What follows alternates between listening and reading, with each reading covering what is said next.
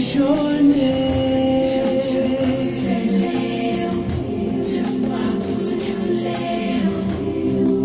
And humbly I seek your face.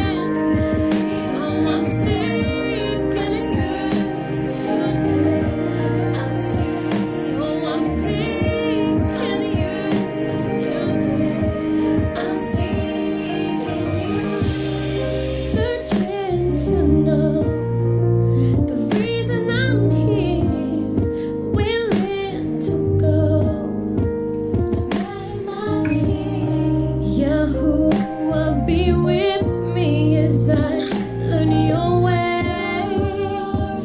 Your ways, see one thing I've learned was to trust you with my heart. Thing I've learned was to seek you. I will seek you. I will seek you with my whole heart. It says seek and you'll find. It says knock and it will open. So I'm seeking you today. Yes, I'm seeking you today. I'm seeking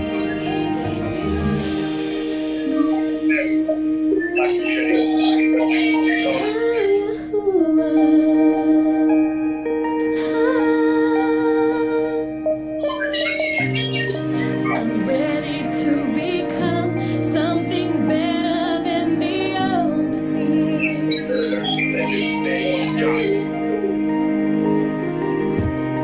I'm ready to learn about the new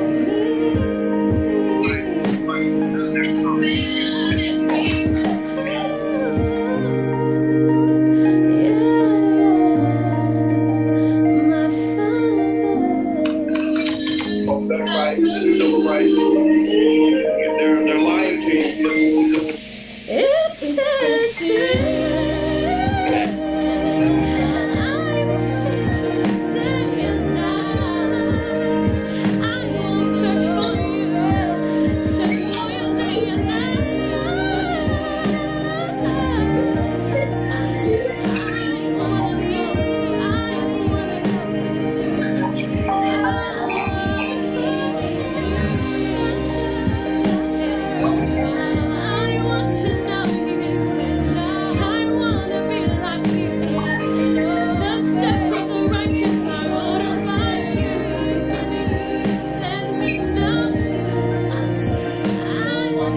It appears that we would have to use a new one every week.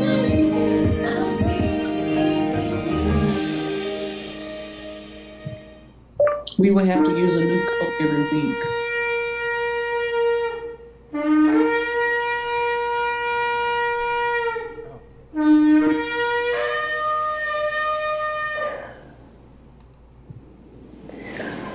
Baruch haba b'shem Yahuah, Hallelujah. Baruch haba b'shem Yahuah, Hallelujah. Baruch haba b'shem Yahuah, Hallelujah. Baruch haba b'shem Yahuah. Baruch haba b'shem Yahuah, Hallelujah. Baruch haba b'shem Yahuah, Hallelujah. Baruch haba b'shem Yahuah, Hallelujah. Baruch haba b'shem Yahuah, Hallelujah. Now, if there's a difference, Baruch haba b'shem Yahuah, Baruch haba b'shem Yahuah, Hallelujah. Baruch haba b'shem Yahuah, Hallelujah. Baruch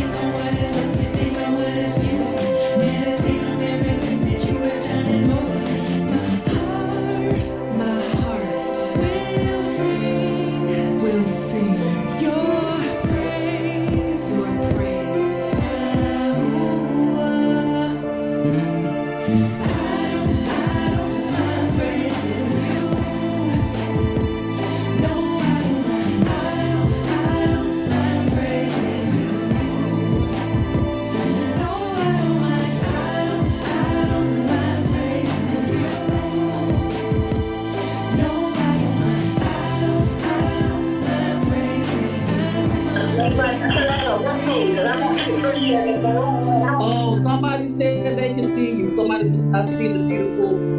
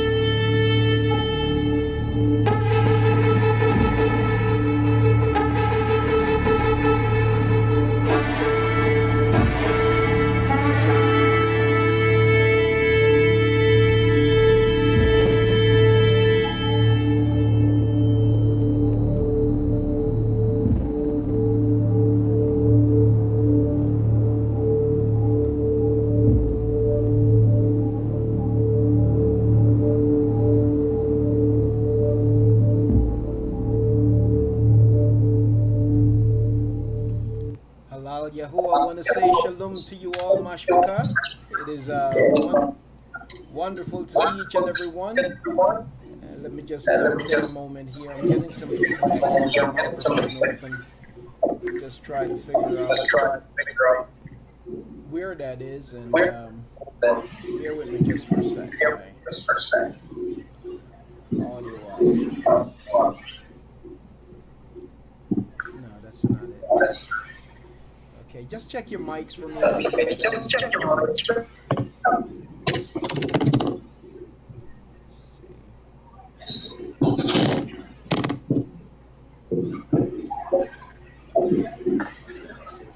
Bear with me here while I try to figure this out.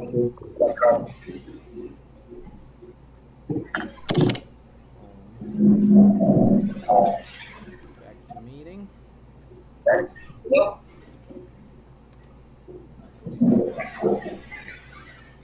Just trying to locate the open mic because it's creating quite a bit of feedback when I speak, so let me just get that sorted.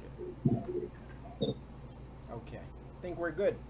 All right, once again I want to say shalom to each and every one of you. Greetings in the name of Yahuah. It is great indeed to be here today after what seemed to be quite a long time.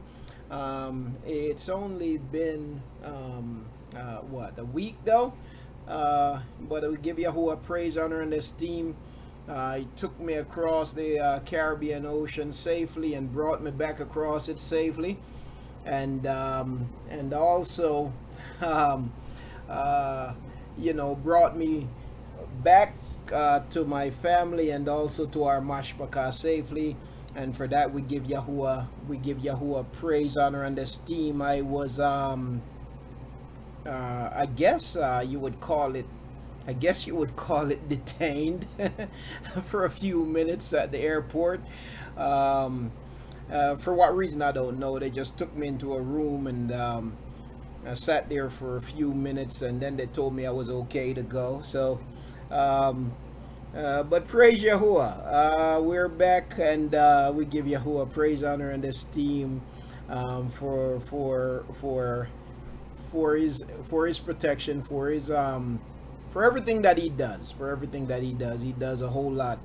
And so I want to greet you all today, family, in the great name of Yahuah. Great indeed to see each and every one of you, and to know that Yahuah has kept you as much as he has kept me, he has kept us, he has provided for us, and Yahuah truly is great. So it is indeed a baraka to be here today. Have not heard from you all in quite a while, it seems. We're going to open up today, though. Before we go any further, we're going to open up in prayer. And then what I'm looking forward to before we get to our lesson today, I'm looking forward to hearing from our mashpaka. It being that, I went away for a little bit. I certainly would like to start off a little bit different today. Having gone overseas, I don't know if anybody have any questions. I'd certainly love to hear your testimonies, and so if there's something that you have to share, if there are any questions that you have for me today, then I'd certainly like to welcome them. And so after prayer, I'm going to open up the microphone, because I do look forward to hearing your voices, family. Do look forward to hearing from you. So we're going to open up in prayer, and then what I'll do is I'll open up the mic to anyone who might want to come forward. As a matter of fact, in a moment, I'm going to take the time to greet the mashpaka, both here and on YouTube, and to the family listening to us on Facebook. I'm going to take a moment to do that also. And so, family, looking forward to hearing from you. I hope that YouTube, everyone on YouTube is hearing us okay. I was just checking my screen here, and I noticed it gave me a message here saying unable to connect to chat. Please try again later. Maybe that's something that was just momentary. Hopefully everything's working. I'm just gonna type something here to make sure that it's working. All right, but we're gonna open up in prayer, and then I'll greet the family officially, and then I'll open up the mic, as I do look forward to hearing from the rest of my mashpaka. As we prepare to begin today, I'd like to read something a little bit different here. As a matter of fact, now let me go to, as we prepare to open up, let me go to the book of Tehillim, Psalms, as we prepare to open up. Go to the book of Tehillim. I'm going to go to chapter 90. Book of Tehillim, chapter 90. I'm going to put that on the screen here momentarily. Just bear with me for a second while I do that. I'll try to get it on the screen for everyone.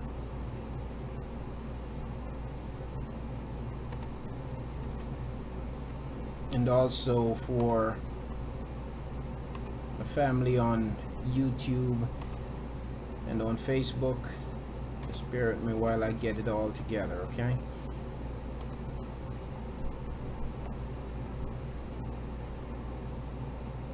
I'm still learning Zoom, family, so everything takes a little bit longer until I have it totally figured out. And so I do appreciate your patience as we work to sort it through.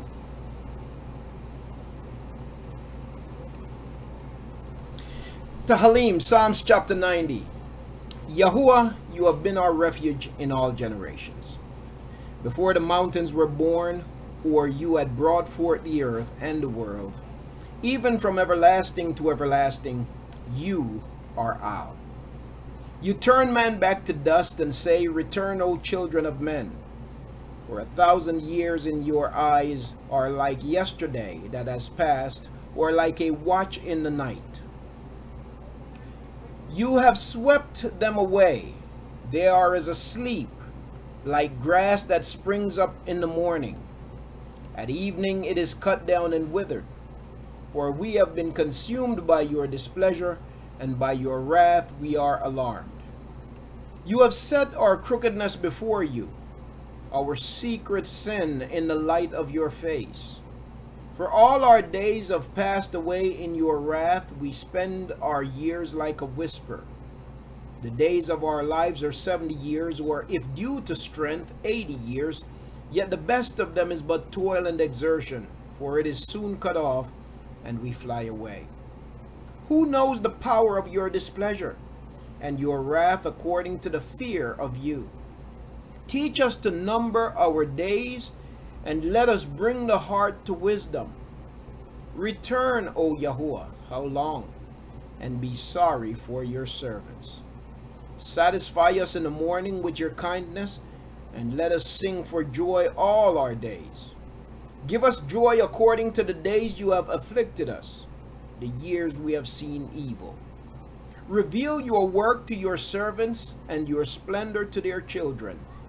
And let the pleasantness of Yahuah our Elohim be upon us, and confirm the work of our hands for us. O confirm the work of our hands. Allow Yahuah. Praise Yahuah. We turn our faces toward the set-apart place of Yahuah today as we come to you, Father, giving you esteem and honor and praise and thanksgiving for all that you do, for all you have done, and for all that you continue to do and will do. Abba Yahuah, as we come before you today, we humble ourselves before you. Father, we ask that you would continue to work in us. Father, that you would cleanse us, purge us, and continue to make us more and more like you. Help us to live set apart unto you, Yahuah. Abba, where we have transgressed your ways, we ask that you would forgive us, cleanse us, and make us set apart. Help us, Yahuah, to live according to your way and your word continually. Father, I pray that you would continue to strengthen your people, that you would continue to elevate your people. Father, that you would continue to purify your people and make us right in your eyes. I pray, Father, that you would feed us as only you can. I pray, Yahuah, that your favor, your barakah would be upon us, that it would pursue us. Father, that it would overtake us. I pray, Yahuah, that you would encourage those today who need encouragement, that you would comfort those who mourn. Father, that you would comfort those who weep. Praise Yahuah, that you would give to your people beauty for ashes, and the oil of joy for their spirit of mourning, their spirit of heaviness. I pray, Yahuah, that your barakah would continue to be upon us as we seek your face. I pray, Father, that as a people, the people of Yashar'al, a people who have strayed away from your word, a people who have lost their way, a people who have inherited many great lies, a people who have been greatly deceived because we have turned away from your instructions, from your command, because we have done injury, because we have done hatred, because we have done we have done so much evil against your dabar, your word, your Torah. Yahuah, you were forced to turn your back on us. But Father, I pray that you would continue to return to your people, to continue to awaken your people wherever we are scattered, wherever we are scattered. And so today, around the world, wherever your people are, I pray that you would cause them to come to a knowledge of you, and a knowledge of who they are, a knowledge of self. So have your way in our lives, I pray, Yahuah. All over the world, our people continue to destroy themselves. They continue to murder each other, their brothers and their sisters. Yahuah, we continue to fight against each other. We know that the enemy wars against us, Yahuah, but sometimes it can seem as if the war within is even greater. We continue, Yahuah, to do harm to each other and to destroy the lives of each other. So I pray that you would be merciful. I pray, Yahuah, that you would cause us now to arise and to walk in a state of awakeness. And Father, that we would seek for you with our whole heart. Return us to the old paths, Yahuah. Return us to your way, your path, your instruction. Return us to our heritage. Help us to live the way that you intend for us to live. I pray. Do this. I pray that you would barak this time. I pray, Yahuah, that you would barak this fellowship. Barak your word. May we find strength in your word today and encouragement and renewal. Revitalization. Hallelujah. And so barak this time, I pray. Barak your people. Meet every need. Touch everybody that need healing, every mind that need healing and restoration. Touch, I pray, Yahuah, and have your way in Yahusha's name. Amen. Praises to Yahuah. Allow Yahuah. Praise Yahuah. Praise Yahuah. Well, family, once again, I greet you in Yahuah's set-apart name. It is indeed a barakah to be here. We give Yahuah praise, honor, and esteem. He alone truly is worthy of our praise. Allahu Yahuah. I'm gonna try to get this figured out. I want to take a moment to greet the family. I'm gonna start here on Zoom. I want to say shalom to my Akut Sharia. It is great to see you, Akut. As always, I want to say shalom to you. Send my greetings also to Aki Rob and to your entire Bayat. I say shalom, greetings to you today in Yahuah's great name. I want to greet my Aki Adi Al. Wonderful to see you as always, my Aki. Greetings to you and to your Bayat. Greetings also to my Akut Carmen. Wonderful to see you, Akut, as always. And to Akut Sharia, greetings. To my Aki Franklin, shalom to you, Aki.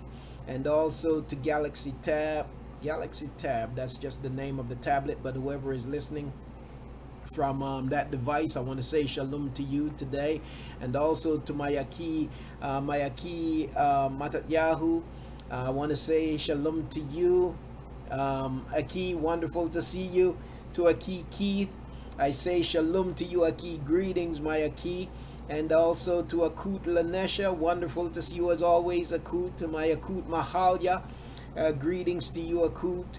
And to Akut Telesia, greetings, Akut, in Yahuah's name. And also to U Street Lab, I say shalom to you, Aki.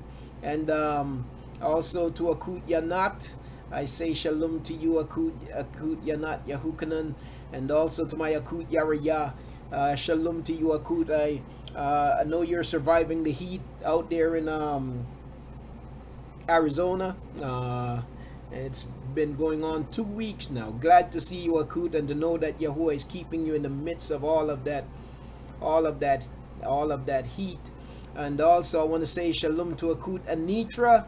Shalom to you, Akut. Wonderful to see you as always. And to Z981, I say shalom. Yahuah is life, Aki Damon. I greet you, Aki.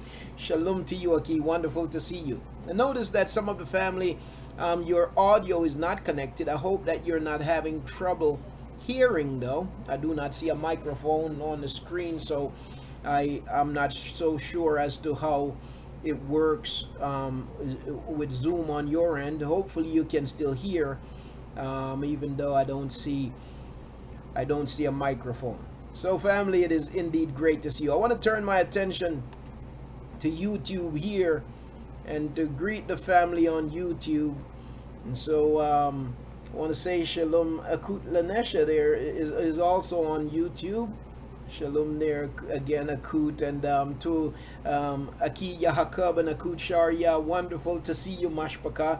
Shalom to you, greetings in Yahuah's name. To Aki Maurice, I say shalom to you, Aki. Wonderful to see you as always, Aki. To my Aki Isaiah, shalom to you, Aki. Greetings.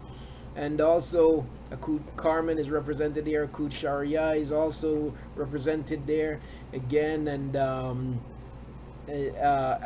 my Aki King Ed, greetings to you, Aki. Great to see you, Aki. And also to Akut G, wonderful to see you, Akut. Shalom to you. Shalom Mashpaka. And to Akeem Mitchell Wells, shalom to you, Akut Angela. Wonderful to see you as always, Akut. It is wonderful to see each and every one of you, and I want to say Tuda Rabbah for the warm welcome back. Certainly did miss you all, and is thankful for this opportunity to be with you today, and do look forward to sharing in just a wonderful fellowship. All right, I'm going to take a moment now to open up the microphones. Well, don't want to leave out my wife. Shalom, babe. Okay. All right. Okay. All right. So I want to take a moment to I want to open up the microphone here. Let me try to see and remember how to get to that. Just bear with me just for a second here, family. Still learning. Bear with me here. Let's see how we do this again. Aki Keith, please go ahead, Aki. Try to figure out how to get back to you. All right, let's see. Okay, I'm gonna do that. All right. That's the chat. I want to see the mics. Hold on. Bear with me, family. Still learning. All right. Let's see. How do I get back to the microphones here? Maybe I gotta minimize some stuff. Okay, let's see. Back to meeting. Wow. All right. Okay, there we are. All right, Aki, I'm gonna go ahead and unmute your mic, Aki. Shalom, Aki. Hey, there it is. Shalom. I just have a question for you. Okay. I know that you haven't been home in quite some time, and so going home this time, was it like, maybe I want to live here instead of coming back to the U.S. to live? Yeah. Did that come across your mind, Aki? Yes, Aki. Going there make me wanna, establish things in such a way that I could live there, instead of living here. There are challenges living in the Jamaican economy, but there are also opportunities, seeing going home, it made me, when you're sorry, but let me try to get to the point. I'm trying to put it in the right Take your time, King. Take your time. Sometimes when you've been disconnected from something or even someone for so long, sometimes you might not realize just how much you miss you miss that thing, that place, or whatever it is, because you've become accustomed to something else and somewhere else. And then you get reacquainted, and then you begin to think, wow, you know what, this is the place I'd like to be, so it was kind of that kind of experience, Aki. So going back home made me feel like it would be wonderful if myself and everybody that I love could just live here, because it's a beautiful island, and it's a much slower pace than here. You don't feel rushed. It's just different. It's a different mode of life, and people are more pleasant. I had to catch myself because I'd become so accustomed to the American way of life, of walking down the street, and it's not that I want to, but I've been in situations where you speak to somebody and it's like speaking to them is like an insult. And so because of that, now you walk down the street, you're cautious as to who you speak to, and so sometimes you just don't speak. But going home, I'm walking down the street and people that I don't know, just everybody say good morning, good afternoon, everybody speak. And I'm just so out of it that there have been occasions where people speak to me, and I didn't even realize they're speaking to me because I'm not thinking they're going to speak. They don't know me. and then I don't respond, and I felt bad after they're gone, you know. So, but it's just a different way of living. And here's the other thing: when you ride down the street, you're riding in a car. There's nobody that rides past the other person in a vehicle and don't beep the horn at them. And I had to say to my brother, you know, hey, if you was in America, people beeping at people like that, they're gonna be offended because they're gonna think you have a problem with them. Whereas it's a different kind of, it's a different there, you know. People beep the horn to say, hey, you know, it's just a show of respect, you know. So it's kind of a different way of functioning, you know. And it made me it reminded me of that simple way of living, you know, that simple way of living. So yes, Aki. Yeah, because I think sometimes having a different perspective put things into perspective. Yeah. Yes. Yes. Great to have. All right, go ahead. No, and now what I was gonna say, and having that different perspective sometimes causes you to realize that sometimes, especially in a let me put it this way, maybe in a more advanced society, things that we see as most important, when you step into another perspective, you realize that the things that you might see from this perspective as being most important maybe aren't so important, you know. There are other things that matter more. So yeah.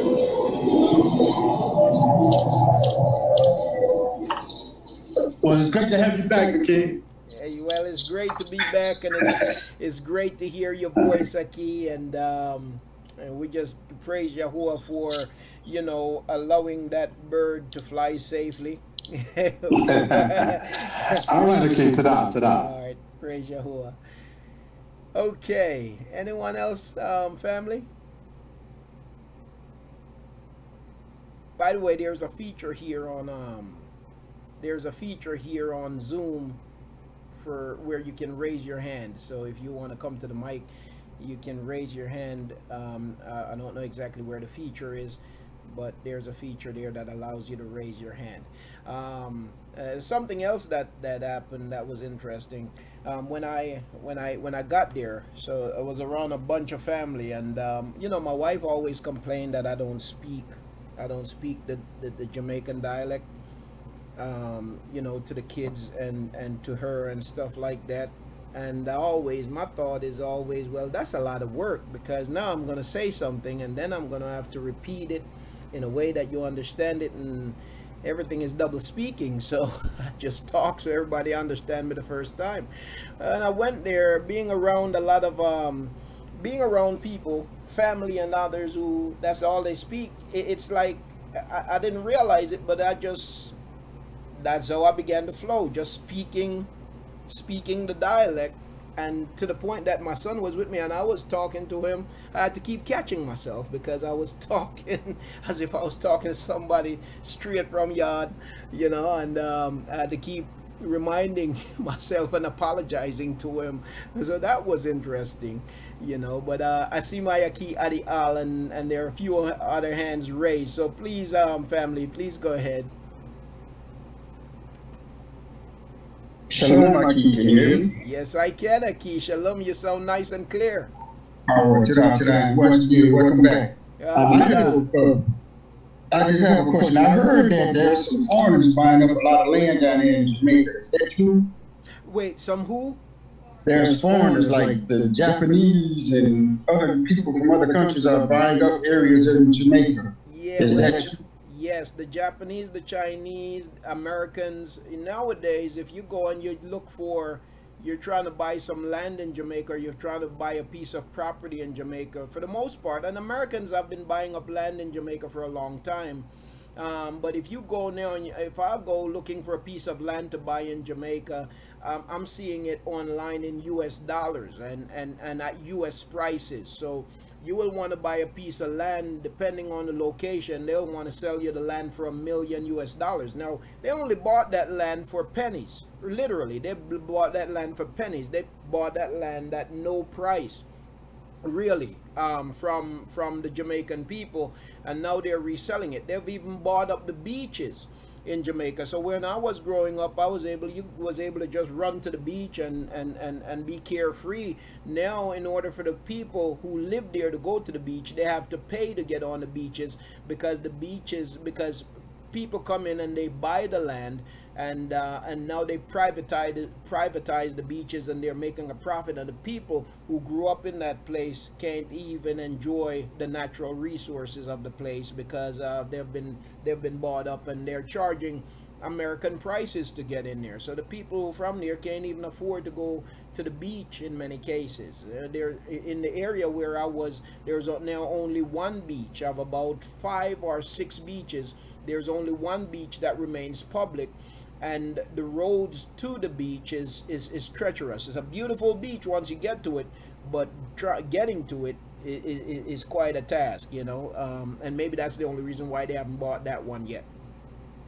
Wow, that's crazy. Well, Yes. well, unfortunately, that's how it is. That the haves buy everything, and then the people who have not and want to enjoy the good things, they can't afford it. Yes, indeed. Yes, indeed, Aki. It is sad. It is sad, because everything is done to profit. Nothing wrong with profiting, but it goes beyond profiting. It's I can't think of a word for it right now, you know, but it's in a sense maybe borderline wickedness. Okay, ta-da, and welcome back, Aki. Tada Rabba Aki. Great to be back. Let me go to my Akut Sharia. Please go ahead, Akut.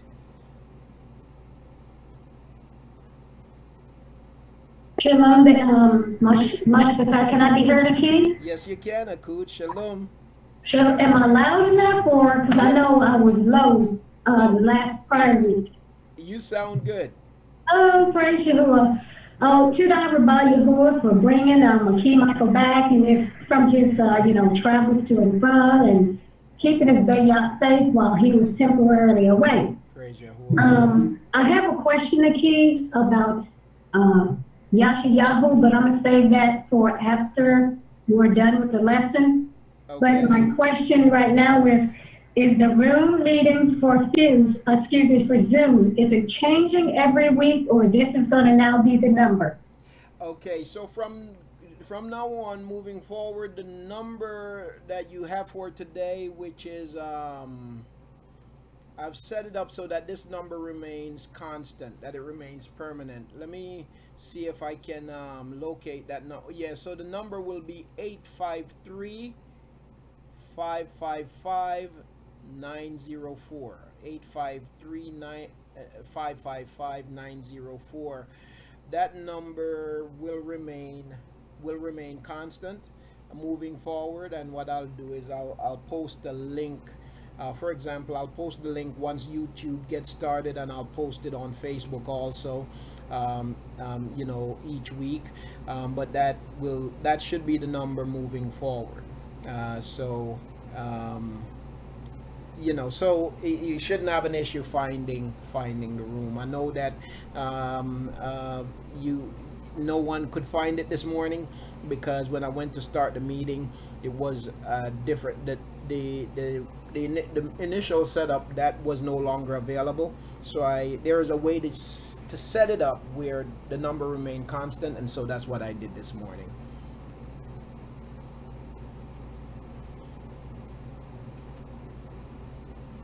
Okay. Yes. So there it is. 853-555-904. All right. Yes, indeed. And I apologize for that inconvenience, family. You see, I apologize for that inconvenience. Yes, and Aki Franklin had posted prophet that the natives don't. Yep, Aki Franklin had posted. I missed it. I didn't see. He was just posting as I was talking about the privatization of the beaches and the natural resources of the place. And what he had said is profit that the natives don't get to enjoy. All the profits are pocketed for foreigners. Absolutely. That's why China don't allow people from other countries. If you're not a citizen of China, you can't go there and buy any land.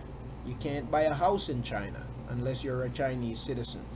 You know, and that's one of the things that America hates about China and criticize China about. But that's why they do that, to protect the interest of the locals, even though governments, people are corrupt, because, you know, greed takes over nonetheless, you see. Akut Sharia said she had to pay to get on the beach in Montego Bay, and it was crowded. I was disappointed with such a big island, and the beaches was limited. Yeah, and you know what, Akut, the beaches in Montego Bay can't even compare to the beaches in Portland, which is the side of the island where I was on. So Montego Bay is in the west of the island, Portland is on the east side of the island, and Portland have the best beaches, really. You know, and the one beach that remains accessible is a really beautiful beach, but the roads to get to it is really bad. But you know, but that's just the way it is now. You know, you got to be able to pay to get on the beaches. All right, so once again, I want to say shalom, greetings to you all, mashpaka. Anyone else, family, before we get started today with our lesson today? Anyone else would like to come to the microphone before we get started? We're going to the book of Mashali, Proverbs chapter 25. I'd promised that we're going to go back to chapter 24, but I'm not going to go to chapter 24 today. We're going to go to chapter 25, and then we'll go back to chapter 24, which is, we had covered that chapter, but it was not recorded. So we're going to go back to chapter 24, but we're not going to go back to it today. We'll go back to it at a later date. For today, we're going to be going to chapter 25. But I just want to check to see if anyone else had anything that they wanted to share before we continue. Okay, just checking. Want to say shalom to Akut Gina. Wonderful to see you, Akut.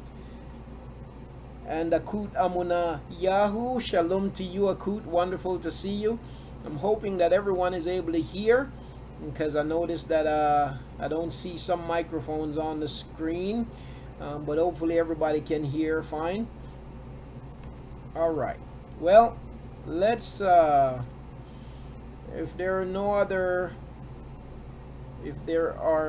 other comments, what we're going to prepare to do then is we're going to prepare to go to the scriptures. Okay, we're going to the book of Mashali, Proverbs chapter 25 is where we're going. So let me get that on your screen, and we'll pick up in chapter 25. Again, we have been studying through the book of Proverbs for quite some time now, and so we're up to chapter 25. We have covered 24 chapters of the book so far, and now we're up to chapter 25, and along the way we have gotten quite a bit of wisdom from Yahuah's word along the way. We're going to chapter 25 today. Let me just pull that up and I'll get it on the screen, and we're gonna get started in the word. I also want to say shalom. You know, I've got messages from our family who we have family who they're not able to join us during the live fellowship, and so what they'll do is they'll go back to YouTube and they'll listen to the recordings. And the past couple of weeks there were no recordings. Number one, last week, because I wasn't here, and the week before, one of the videos I had to take it down because I had inadvertently posted some sensitive information, and so I had to take that video down. And so there hasn't been a recording, any videos up for the past 2 weeks. And so you know, I got some messages from family who was unable to join us for the live broadcast, and they were sending messages, you know, wanting to know what happened, if we are no longer posting videos, and basically, you know, just going in there looking for the latest lesson, not seeing it. And so I want to say shalom to all of our people out there who listen to us, listen to the recordings. You may not be able to join us live. And it's not just people in the States, but people from around the world who listen. We want to say shalom to you all, as we'd say in Jamaica, big up. All right, so just want to say shalom to you all, send a shout out. All right, we're going to the book of Mashali, chapter 25, and I'm going to be putting that on the screen. Everybody should be able to view it. Babe, are you are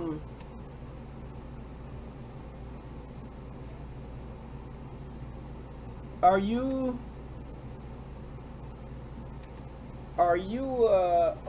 able to see it?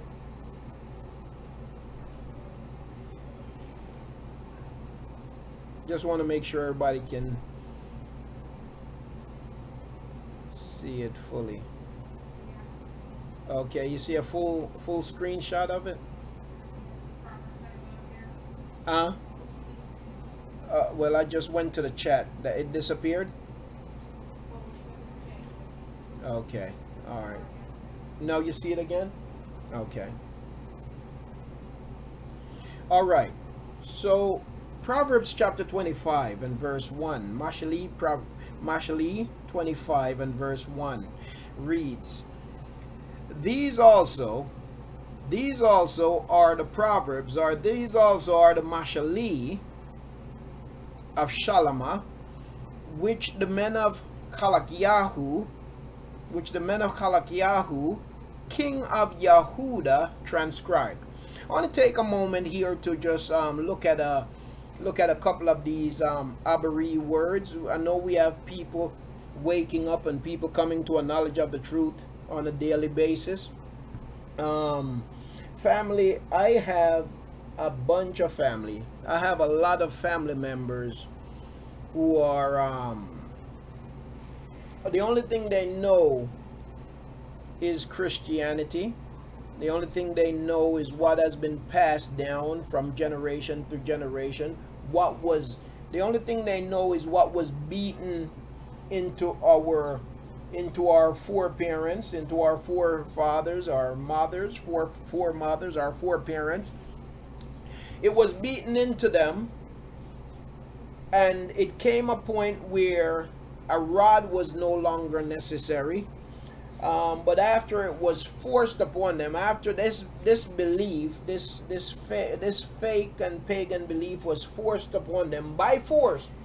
And the sad thing is that our people, many of our people don't even realize this, still don't know it to this day. How did you come to inherit Christianity?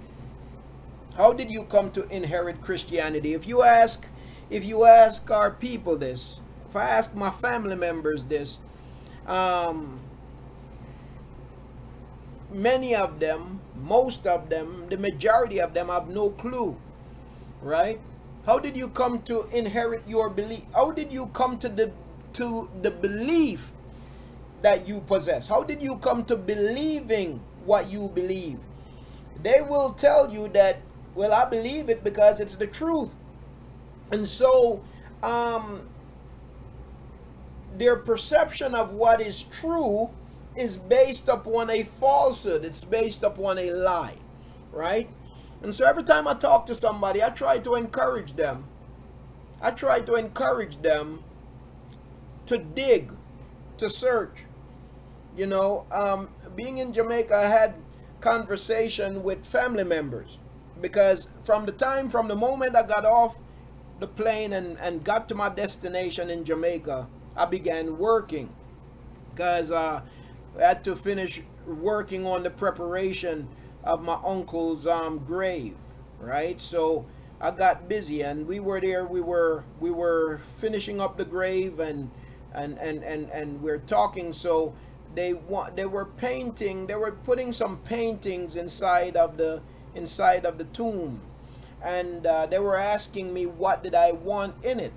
and they you know, they had mentioned the cross and stuff like that, and they were talking about God and Jesus and so on. And so I began to tell them, listen, really, I know you're sincere in where you're coming from, but none of that stuff is according to truth.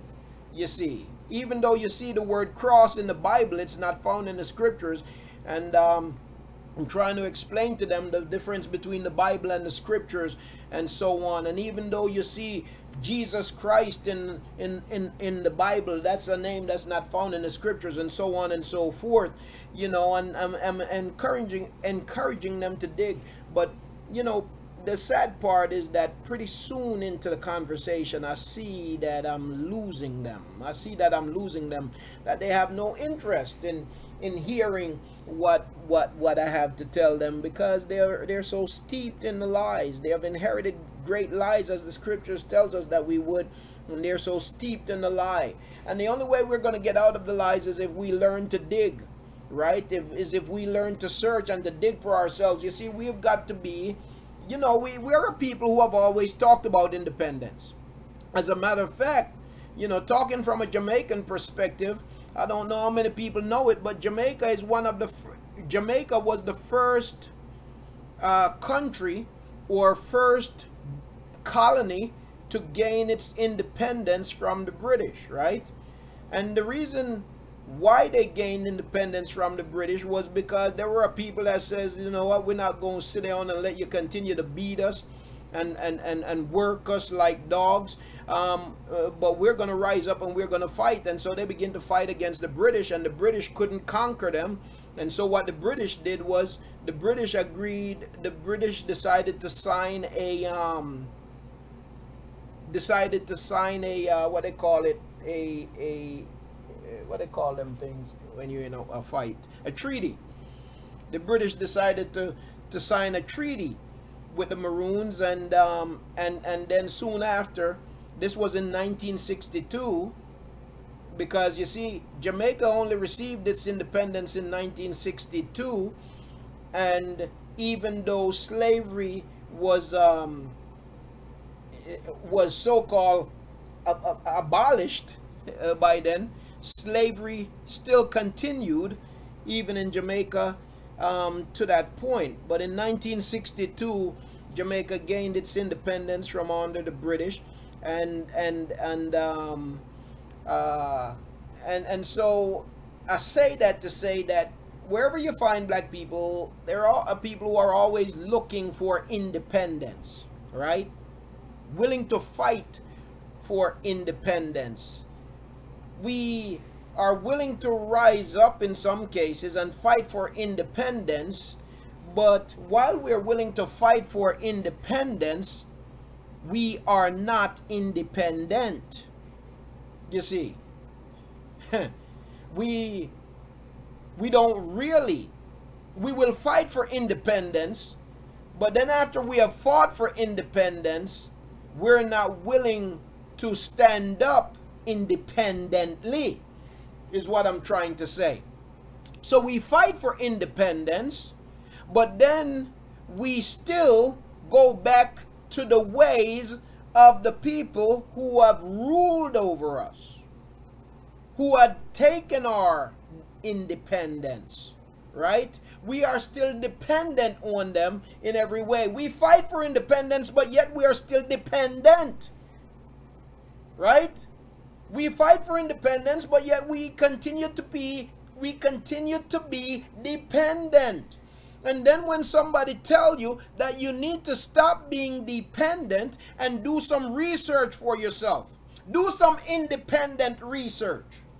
You want independence, right? Well, if you want independence, then you've got to be willing to do some independent things. But you want independence, but you still want to be dependent.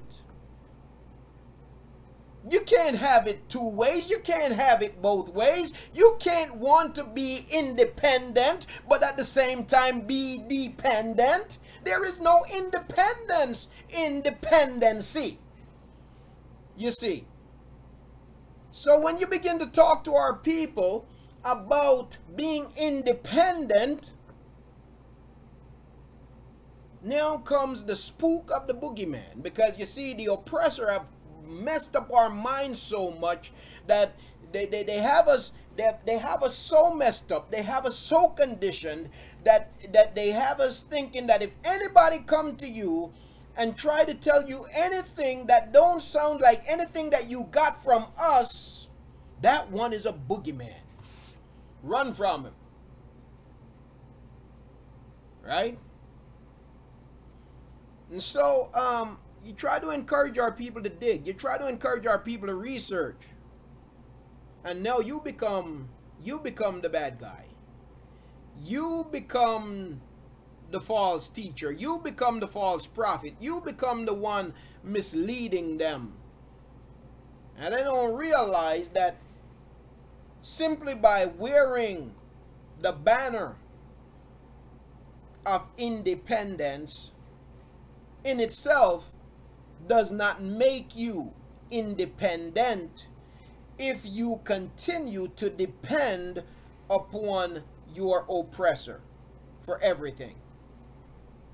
You see, to be independent, you have got to truly be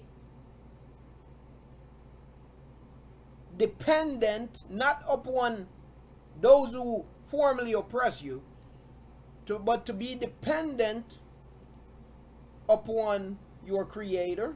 And you might not know who He is right now, but you seek for Him, right? You say, I want to know you. I want to know you. I want to know your name.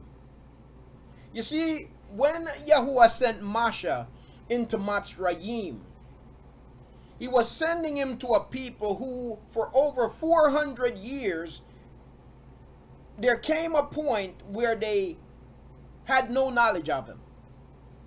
And when Yahuah called Masha and said, I want you to go down into Mitzrayim and I want you to tell Pharaoh to let my people go. And I want you to go and I want you to draw my people out. I want you to tell them that it's time to go. Masha had to ask Yahuah, well, who shall I say send me?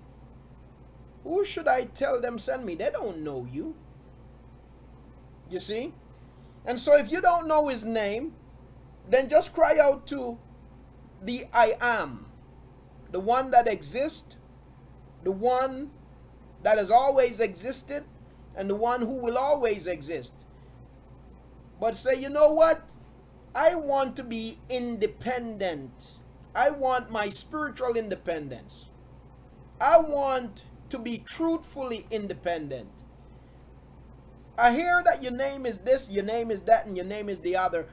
I don't know what it is. I need you to reveal you to me. And so cry out to Him. As you cry out to Him, be willing to search, right?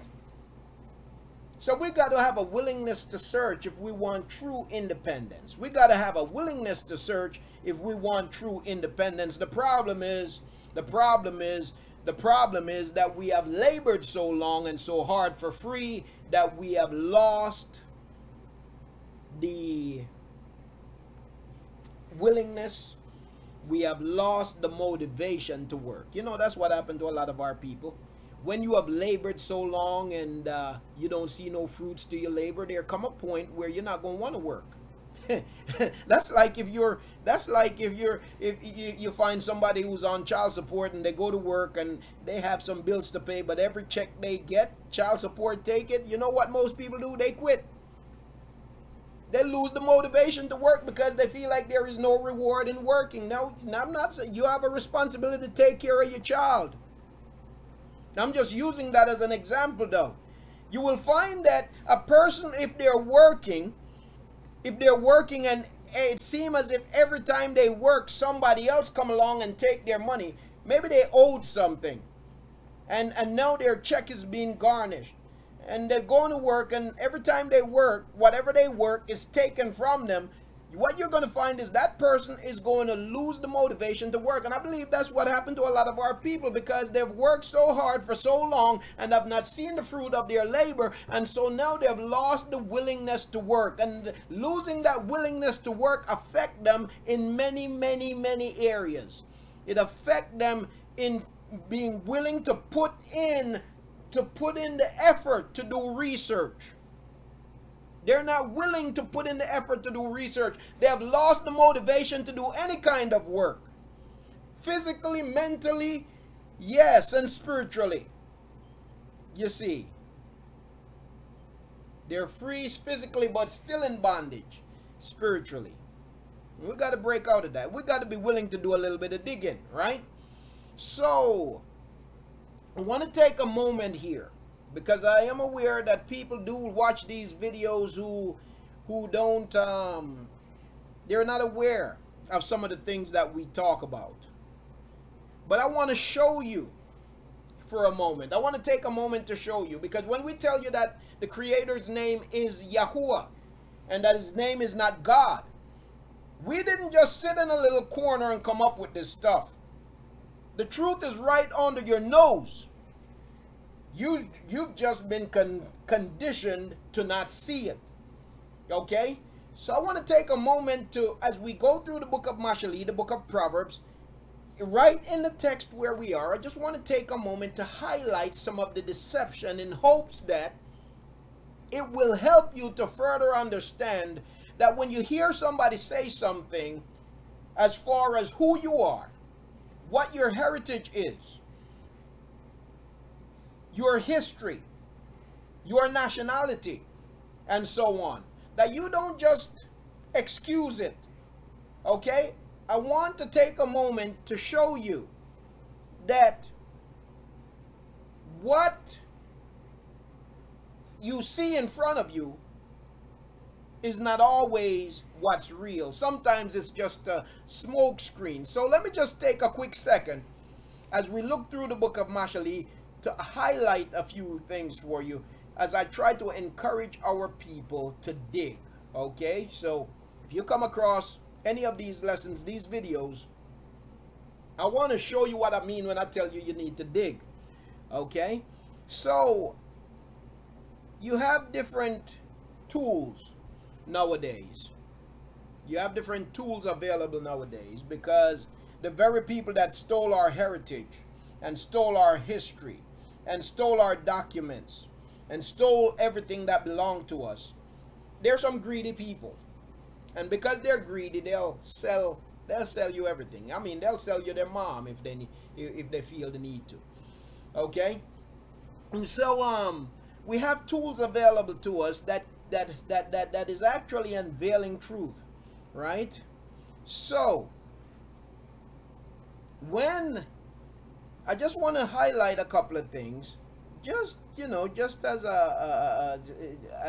encouragement to dig deeper. It says, verse 1 in the book of Proverbs, in the book of Mashali, it says, these also are the Proverbs, it says. So this is what the translation says. Over here, the word is Mashali. The word is Mashali, right? Right here, Mashali. These are the Mashali. These are the Mashali. Okay? If you look in the so-called transliteration, which is really no transliteration at all, because a transliteration, if it's transliteration, if you look up in a dictionary the definition of the word transliteration, it means to keep intact. Okay? To transcribe by keeping intact. Transliteration doesn't mean to change anything. You're not trying to change it. You're trying to keep the integrity of the thing. You're trying to keep it intact.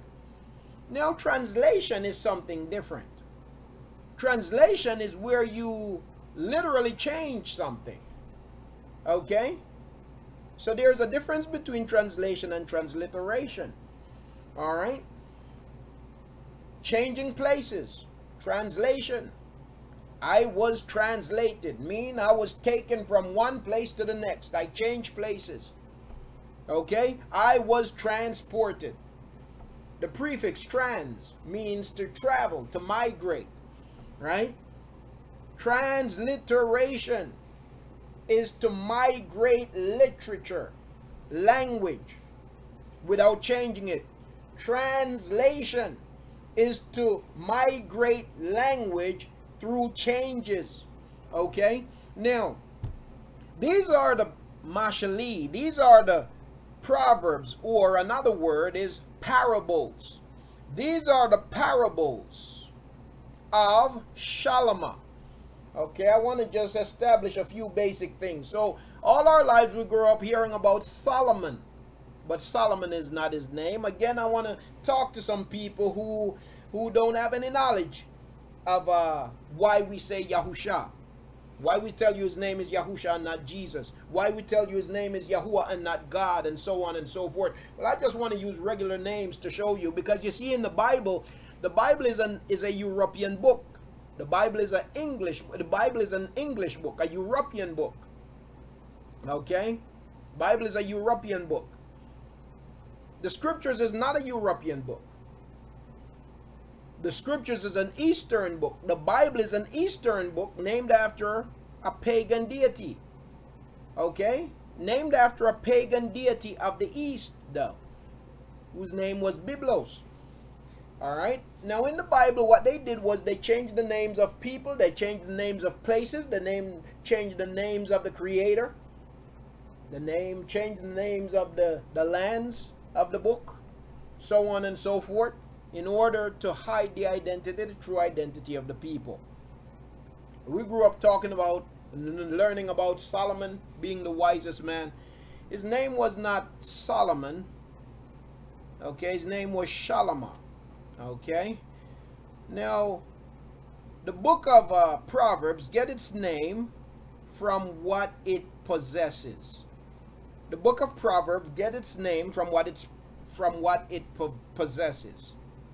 And so the Abari name is Mashali, which means parables or proverbs, right? I prefer parables, right?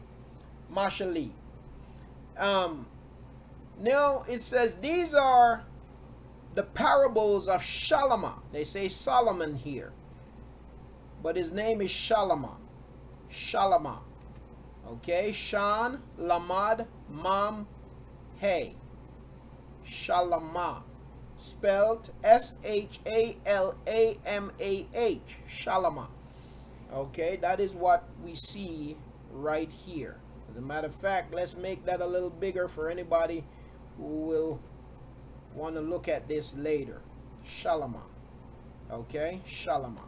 These are the parables of Shalomah, which the men of, here they have Hezekiah.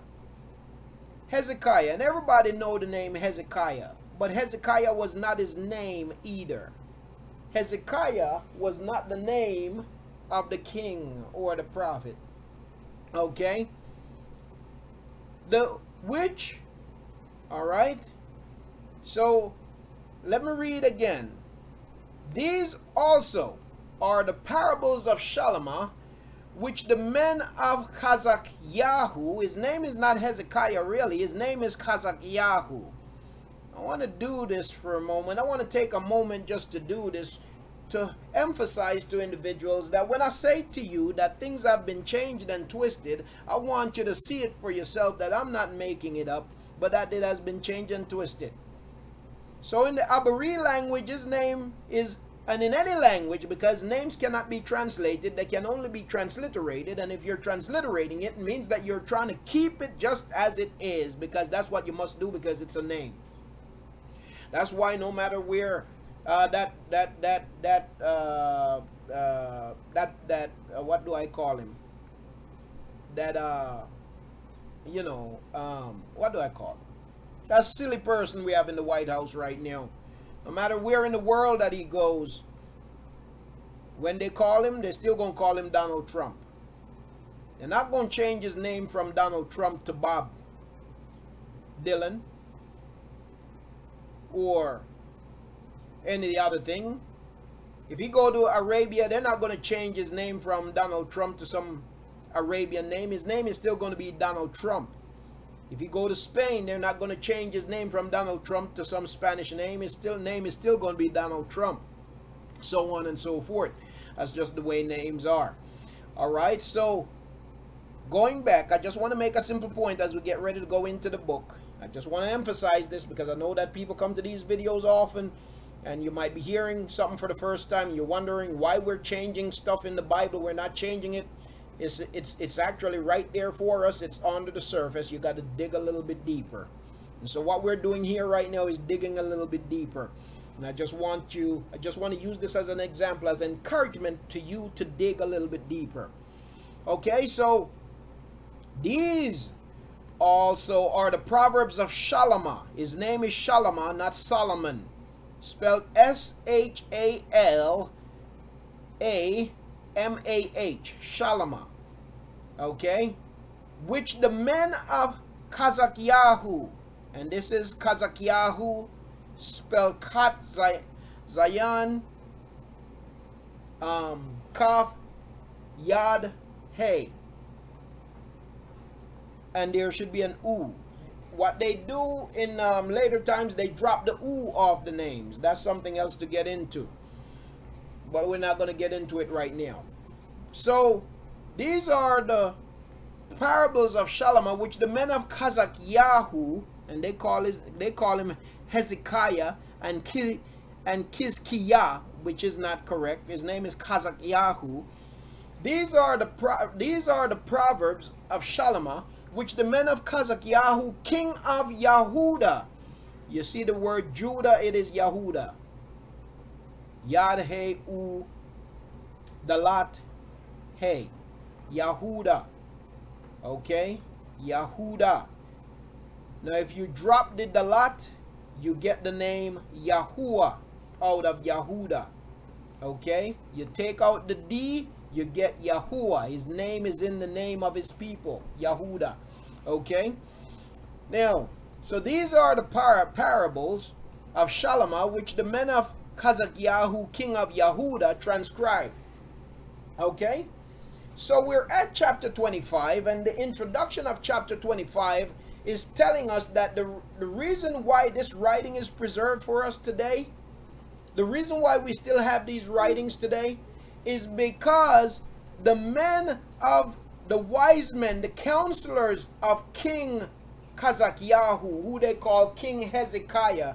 King Kazakyahu was the king who returned Yasharal back to the Torah of Yahuah after they had gone astray for quite some time. And so his men, when they found the writings of Yahuah, they began to restore the writings, to transcribe the writings of Yahuah, so that they would have them for generation to generation. And so the reason why we have this portion here today is because of the work of these men. That's the history here of chapter 25. So they found these writings that belong to Shalomah, and the men of Kazakyahu, who they call Hezekiah, who was the king of Yahudah at the time, these men begin the work of transcribing. They were the scribes. The scribes of Kazakyahu, they begin the work of transcribing Shalomah's writing, preserving Shalomah's writing, so to speak. And that's the reason why we have those writings still today, because of the work of these men. Okay, so chapter 25 is the work of the men of King Kazakyahu, them transcribing the writing. So that is the information that we learn about chapter 25 from the book of Mashali. Okay, in verse 1. Now we go on verse 2. It is the esteem, it is the kabod. You know, in Christianity, they use the word glory. But glory actually comes from a pagan source, right? Glory actually comes from a pagan source. Gloria is actually the name of a pagan Christian deity. Okay, glory comes from a pagan source. So the word is kabod. Kabod, esteem, brightness. It is the kabod. It is the esteem of Yahuah.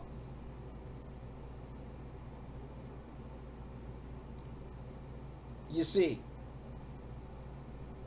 it is the honor of Yahuah, not God, Elohim. Elohim, A-L, Aleph, Lamad, Hey, Yad, Mam. It is the esteem of Elohim to conceal a matter, but the esteem of kings is to search out a matter.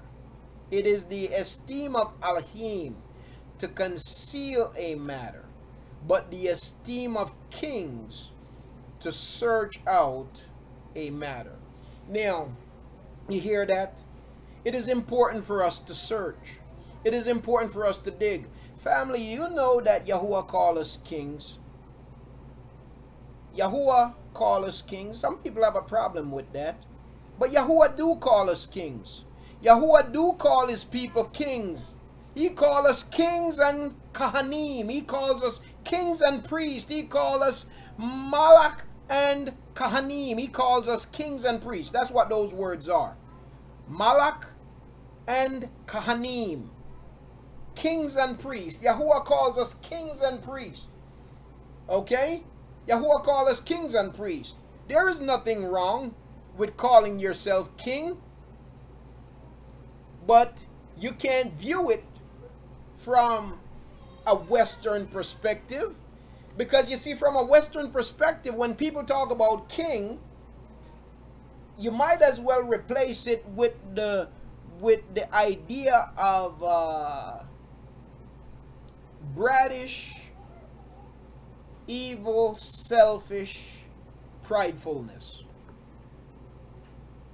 When you think about king, the word king from a Western perspective, you can also, in line with it, think of behaviors such as bratish behavior, selfish behavior, evil behavior, greedy behavior. When you think about king from a Western perspective, you see, that's right.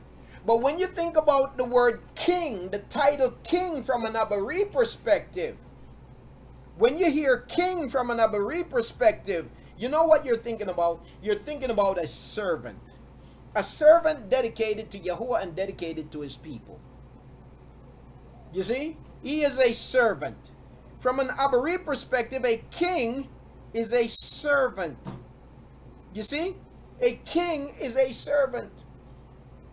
A king serves. A king puts his people first. You see? A king puts his Elohim first.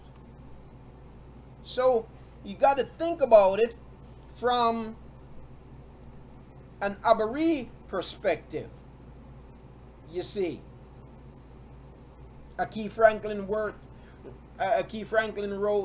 no fewer than 25 Abari words are rendered by Doxa in the Septuagint, the Greek translation of the Abari Old Testament. Of these 25 words, 7 are more common, the most important being kabad. So the word kabad is a very, very esteemed word, a very important word. You know, when you go to the book of Chronicles, I believe in chapter 5 somewhere, after Shalomah had prayed to Yahuah at the rededication of the Haykal, he prayed, and the scriptures tells us that the kabad of Yahuah came and it filled the house. It filled the Haykal, and that nobody could do anything. Everybody fell down on their faces. The kabad is powerful. The kabad, the manifest presence of Yahuah. You see, favor on our lives, family, is the manifest favor of Yahuah, is the manifested presence of Yahuah in our lives. Favor upon us is the manifested presence of Yahuah in your life. When you're walking in the favor of Yahuah, you have the manifested presence of Yahuah on you. Because while the adversary might try to destroy you, he can't come close to you because you are cloaked and clothed in Yahuah's presence. You are cloaked and clothed in the favor of Yahuah. So, he says, these men, and you could see why they would be so much in love with this text, that they needed for the king to get it. They said, we've got to preserve this for the sake of our king. The king need to understand this. It is the esteem of Yahuah. It is the kabad of Yahuah. It is the kabad of Elohim to conceal a matter. You see, Yahuah conceals a matter. It is the honor of Yahuah. It is an honor to us that Yahuah would conceal a matter. But it is the esteem of kings. But the esteem of kings is to search out a matter. You see, Yahuah conceals the truth, not for us, not from us, but he conceals it for us. You know, it's like having something of great treasure. And you want to preserve it for your family. You want to preserve it for your children. And what you do is you go and you buy a field. You buy a field and you bury it in that place. You bury it in that place and you leave that field to your children.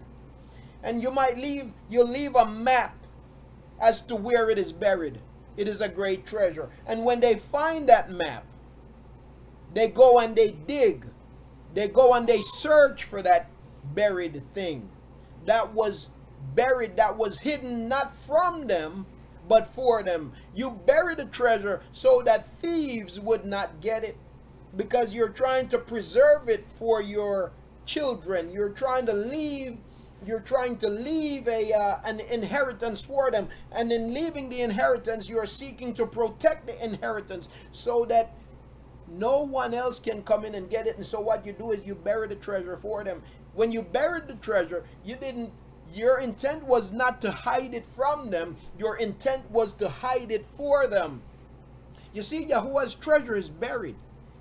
Yahuwah's knowledge is buried. It's not something that it just lays on top of the ground for any and everything to come and rummage over it and trample it and do all kind of defiled thing with it. Yahuwah buried it. He buried it, but he did not bury it to hide it from you. He buried it to hide it for you. And now you have a responsibility to search it out. You have a responsibility to dig for it. You see, as people of Yahuwah, some of us don't know who we are, but we're here to tell you, if you're listening to this message and you don't know, we're here to tell you that the treasure was hidden for you. It was not hidden from you. Now you got to go and you got to research it. You got to dig for it. You got to stop being a surface dweller. You got to learn to dig deeper, because you see, what's on the surface has been scorched.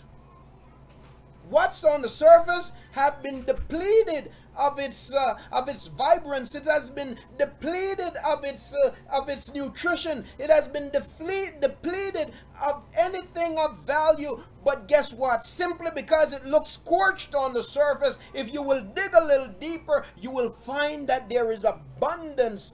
There is abundance of wealth. There is abundance of nutrition. There is abundance of knowledge just below the surface. It was hidden not from you, but it was hidden for you. Too many people are surface dwellers. We're living among a bunch of surface dwellers. And the problem with surface dwellers is you can't tell them anything because they can't see beyond the surface. When you try to tell them that what's on top of the surface, that they think to be so wonderful and think that that's all there is to it and that's all there is to life, because they're surface dwellers, they can't see beyond the surface.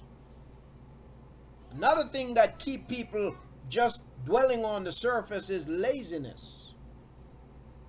They don't want to pick up a shovel. They don't want to pick up an axe. They don't want to do no kind of plowing.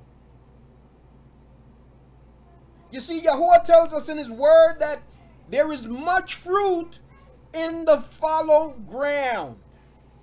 What that means? There's a whole lot of fruit in the ground, but you won't experience it, you won't see it, you won't harvest it until you begin to break up the ground, until you begin to till the soil, until you begin to go deeper. There is much fruit in the fallow ground. There's a whole bunch of stuff under the surface, but the problem is too many people are surface dwellers. Too many people are surface dwellers. We got to be willing to go deeper. Because I'll tell you, family, the only thing that's on the surface are things placed there by the adversary to mislead you. The only thing on the surface are things placed there by the adversary to keep you ensnared. The only thing on the surface are things placed there by the adversary to keep you in a trap. The only thing on the surface are things placed there by the adversary to keep you coming back to him, to keep you dependent on him. We can't continue to be surface dwellers. We got to be willing to dig deeper. You know, there are people who say they've come to a knowledge of the truth. And here is the thing about going beneath the surface.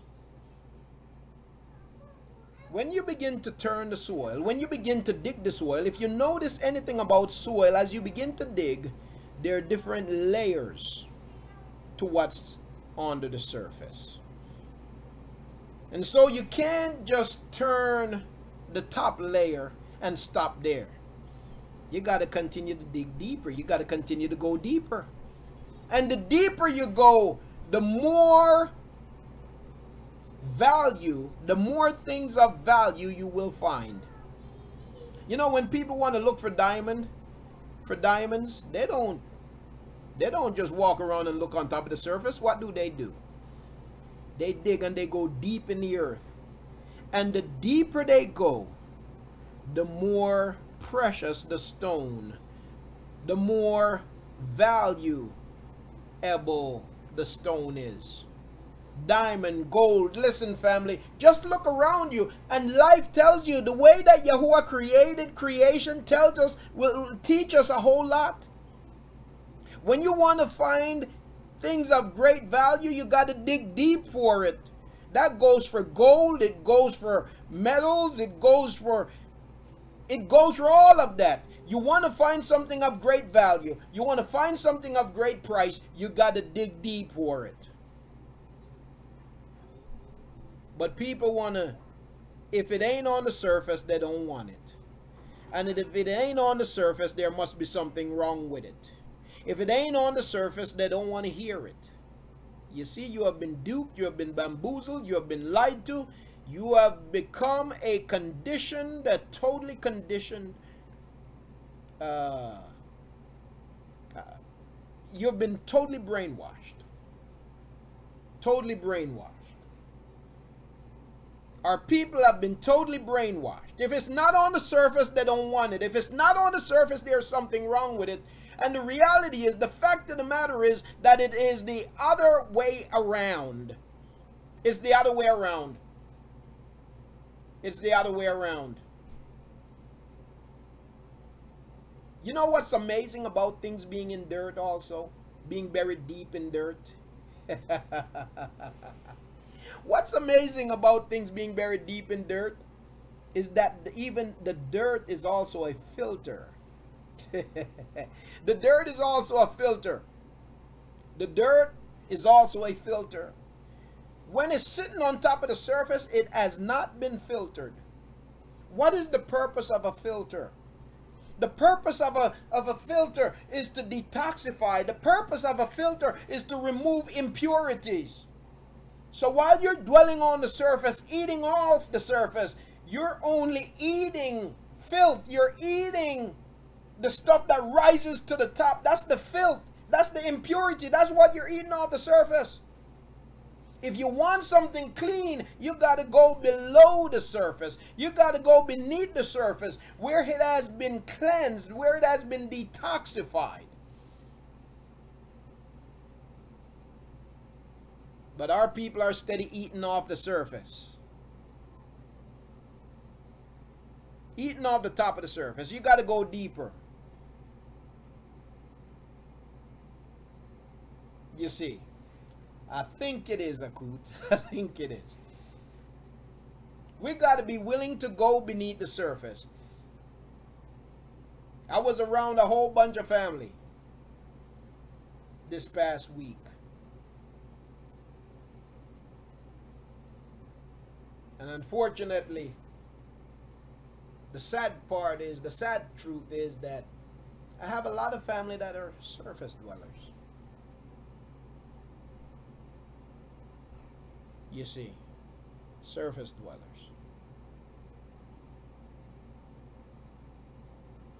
We got to be willing to go beneath the surface. So it is the esteem of Elohim. It is the kabod of Elohim to conceal, to hide a matter. He's not hiding it from you, he's hiding it for you. But it is the esteem of kings. You're a king, my friend. You're a king, my brother. You're a queen, my sister. Not from the perspective of Western ideology, but from Yahuah's perspective. But the esteem of kings is to search out a matter. You see, a true king will search out a matter. A true queen will search out a matter.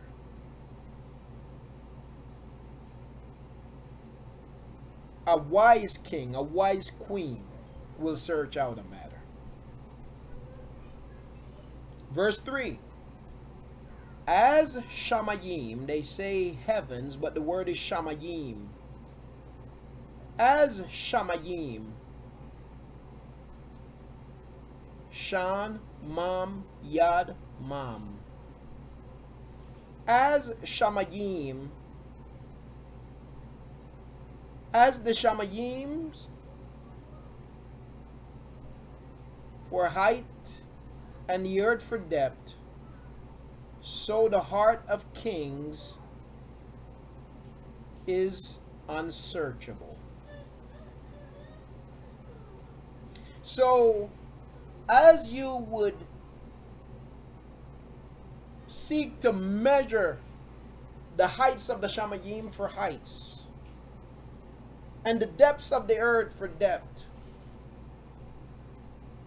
and you can't come to either or, so the heart of kings is unsearchable. You see, family, Yahuah has given us a lab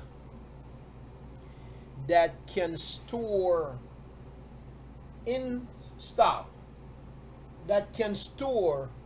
insurmountable value or insurmountable evil. It's all according to what you put in it. You see? It's all according to what you put in it. But Yahuah has hidden so much treasure for us that it can fill that place that he calls so deep. He says that the heart is deep. That some problem is that in most cases that depth is filled with wickedness. As the Shamayim for heights and the earth for depth, arats for depth, so the heart of kings is unsearchable.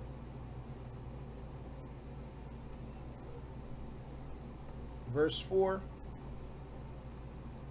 Take away the dross from the silver, and there comes out a vessel for the smith. You hear that? Yahuah is talking about digging for stuff, family. He's telling us, Shalama, Yahuah through Shalama is telling us the importance of digging. The importance of digging. Not simply relying on, what we call it now? Not simply relying on traditions. Simply because you hear so-and-so say something, or you've seen so-and-so do this for so long, then it must be right. Don't simply rely on tradition, but recognize the value in digging. Yahuah said there is a whole lot of value covered up on the dirt. You take a piece of silver, and if it's been sitting on a surface somewhere, that piece of silver, it will be covered, it will be black, it will be It will look as a thing of no value. But until somebody come along with the knowledge to know that if I just clean this thing up, there is something of great value underneath. Yes. Then a foolish person will come. The one that don't know the value in digging will come, and they'll see that thing laying there and they'll take it and they'll toss it in the trash. I saw something recently. I think it was television I was watching. And this man bought something at a yard sale.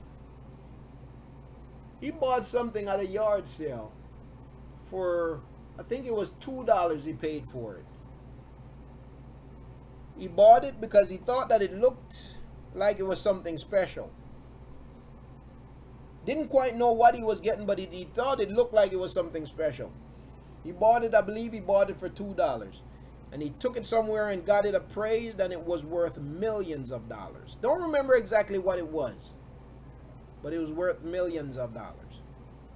The person that had it in their basement or their attic or something, and they figure, you know, I'm just going to toss it out, but I'll put it in a yard sale, put a couple dollars, put a price tag on it of a couple dollars. Now, you see, if the person who had it in their possession, if they had deeper knowledge, if they weren't just surface dwellers in that regard, if they had some deeper knowledge, if they knew the history of that thing, which is to gain deeper knowledge of it, go beneath the surface, they would have never gave it away for $2, only to find that it's worth millions.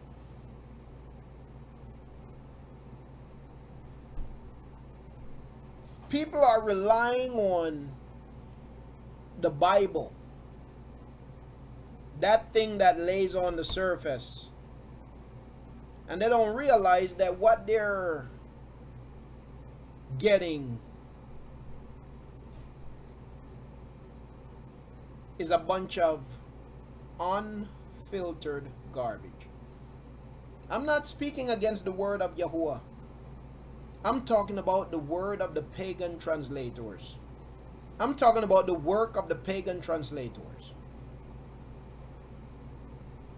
We got to be willing to dig deeper. We got to be willing to go deep. We got to be willing to go deeper. You see. Yes, indeed. What you don't know can hurt you. What you don't know can hurt you. So Yahuah says, take away the dross. Lift up the dirt. Get rid of the dirt. Dig deeper. Take away the dross from the silver, and there comes out a vessel for the smith. You see? There is value in digging, family. There is value in digging. Take away the wicked before the king, and his throne will be established in set apartness. Take away the wicked before the king, and his throne will be established in set apartness. Got to get rid of surface stuff. Do not claim honor in the presence of the king, and do not stand in the place of great men. You see, Yahuah here is teaching us the importance and the value of humility. Do not claim honor in the presence of the king. Do not demand honor in the presence of the king. It's basically what it is saying.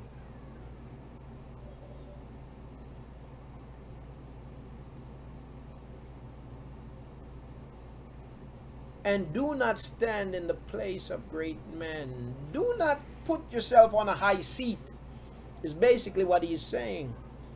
Yahusha gave the proverb in the book of Matthew, talking about when you go to a function, don't go in and take the highest seat, lest the one to whom the seat rightfully belongs comes in and then embarrass you, tell you need to get up and go take a lower seat. No, take the lower seat. And allow someone else to elevate you, to promote you. because there is only honor in that. Problem is, too many people put themselves on high seats, high pedestals.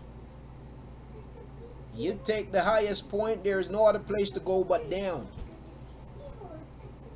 No, you take the low seat. Choose humility over pridefulness and self-serving, and being self-serving and being selfish and being puffed up and being greedy. Choose humility. Put yourself last and give Yahuah something to work with. Right? Because if you put yourself on high, if you puff yourself up, if you praise yourself, then what else can Yahuah do in your life when you have already put yourself at the pinnacle? Excuse me. When you have already put yourself at the pinnacle of life.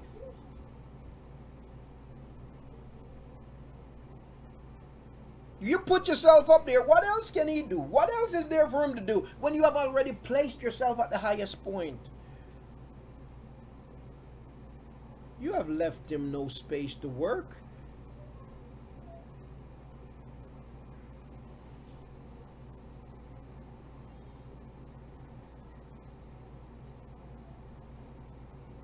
You've left him no space to work.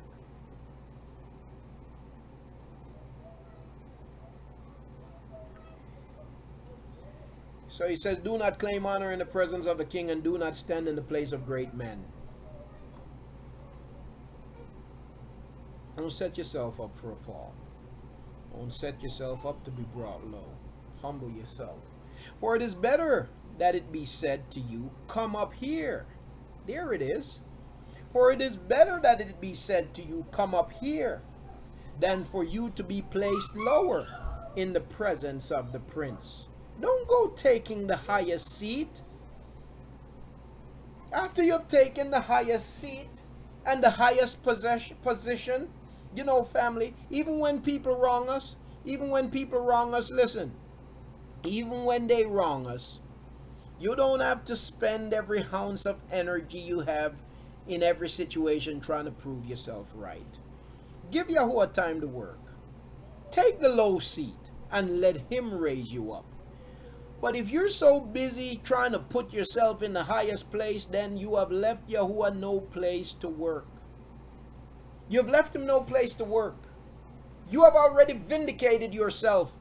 But guess what? Your vindication will be short-lived. Your vindication of yourself you will find that it don't have the value that it would have if you allow Yahuah to vindicate you. So even when people do us wrong, when they judge us wrong, when they think of us wrong, when they accuse us wrong, it is important to take the low seat and give Yahuah something to work with. Let him raise you up. Let him say, come up higher. Let him say, come up higher.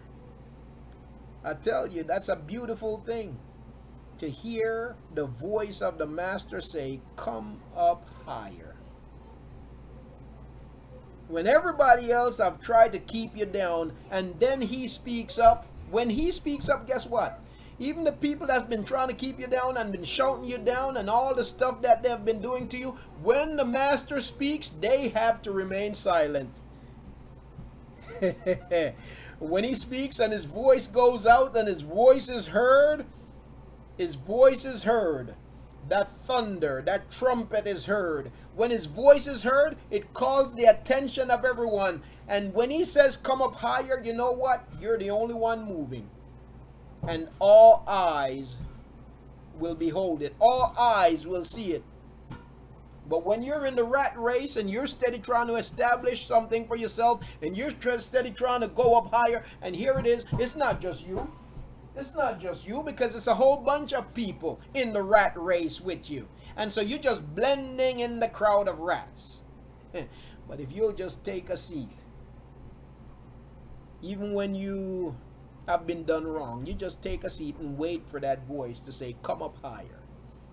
Because when he speaks, When it speaks, it demands the attention of everyone. When it speaks, it commands that everything stands still. And the only thing moving is the one that he says, come up higher. And as that one begins to move higher, and all of those who have tried to pull you down all this time, they can't help but to see you moving higher, because the Master has spoken. And because you've waited, and you did not exalt yourself, and you did not take the high seat, now there is no place to go but up.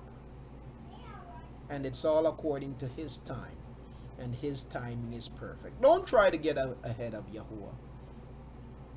Don't try to get ahead of Yahuah.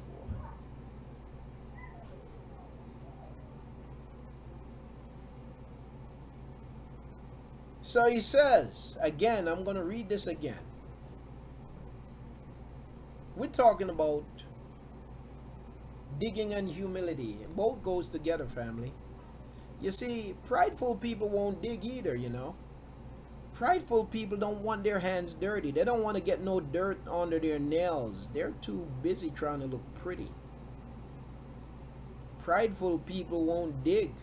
Prideful people don't want to be seen with dirt on them.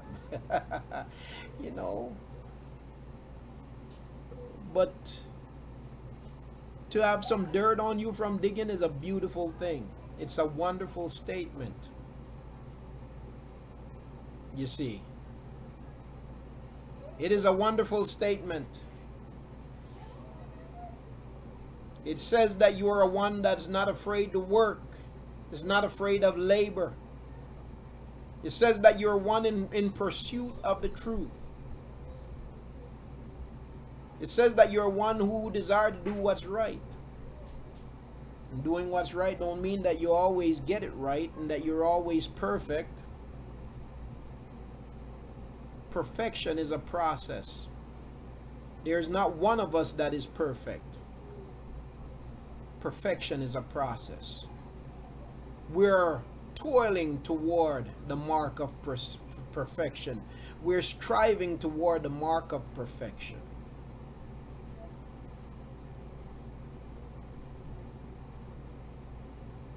Practice makes perfect.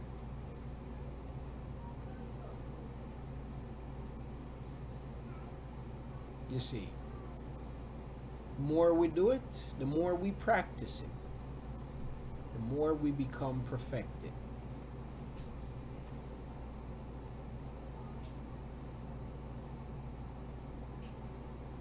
So, for it is better that it be said to you, come up here, than for you to be placed lower in the presence of the prince whom your eyes have seen.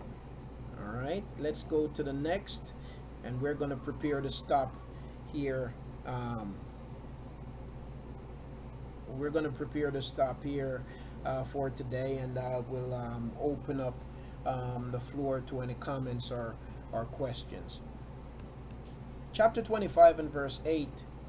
Do not go out hastily to argue your case. You hear that? We were just talking about that. Give Yahuah something to work with. Do not go out hastily to argue your case. Otherwise, what will you do in the end when your neighbor humiliates you? You know, family, sometimes it is important to wait and let things play itself out. Let Yahuah work it out. Do not be hasty to go out and defend yourself. Sometimes in your rush, you will forget necessary information. You might be right.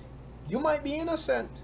But you're in such a haste that you do and say things that make you seem guilty, because you're so hasty to prove your innocence. Sometimes let the talkers talk. Let the accusers accuse. Let the mockers jeer. And then let Yahuah vindicate. Give him some time. Give him something to work with. And don't always be so willing to be your own lawyer. You know, there's a reason why in court cases that lawyers aren't so quick, even though the accused may be innocent. Lawyers aren't so quick to put the accused on the stand. Because in your zeal,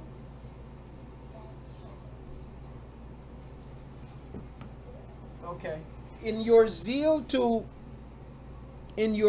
to prove your innocence, you could actually mess yourself up. You see? In your zeal to prove your innocence, you could mess yourself up. So you'll notice that lawyers aren't always so willing to put even an innocent person on the stand. Yes, indeed. And you see, the adversary, those who are against you, they could twist your words in such a way that even while you're innocent, they could have you feeling guilty. And it's important to wait for Yahuah and to let him resolve the issue. Do not go out hastily to argue your case. Otherwise, these are just parables. These are words of wisdom, family. These are nuggets.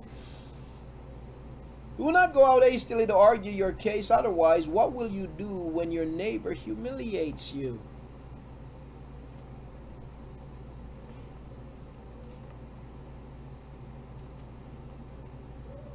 Verse 9, argue your case with your neighbor and do not reveal the secret of another.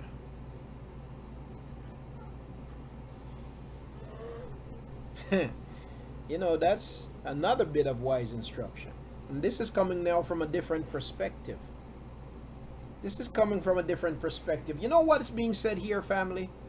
You know, family, it's not everything that you know that should be revealed, even in a contentious situation. Sometimes Yahuah might reveal something to you. He uses somebody to reveal something to you about somebody else. He allows somebody to get some information about an adversary, about somebody that's working against you, right? And this person comes and reveal these things to you. Yahuah allow this person to come and to reveal through this person your adversary. But you know, some people are so foolish that when they argue their case with their adversary, now they tell everything on, and they tell on everybody. Oh, so and so told me you said this and you did the other. No, sometimes it's good that your adversary knows that you know, but don't know how you know. Your adversary should not know everything that you know. But some people will get in a situation where they tell everything. They give up their sources. You see? Your adversary should know that you know, but he should not know how you know. And in some cases, he shouldn't know everything that you know. Because not everything that has been made known to you was made known to you for you to go right back and let your adversary know that you know what you know. Sometimes Yahuah revealed things to you about people for you to protect yourself,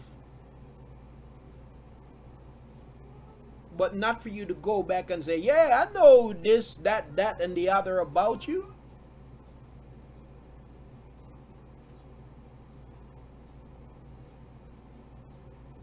Sometimes when people aren't for you, it's not for you to go tell them everything you know, that let you know that they're not for you.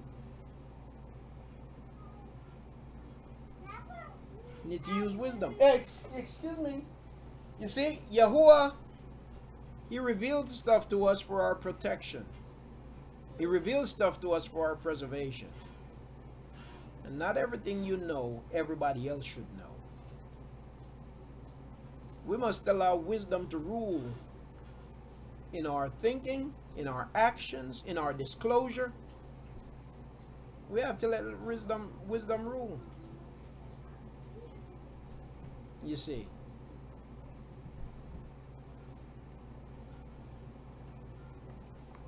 So that's what Yahuah is saying to us in His word. Argue your case with your neighbor and do not reveal the secret of another. And sometimes people share things with you in confidence. It's not for you to run then and tell everybody else. If it's confidential, it's confidential. All of us need somebody at some point that we are able to speak to in confidence. Somebody that we can confess our faults to, who is not then going to take what we have said to them and then slaughter us in the street. But somebody that can be there to help us heal and to be reassured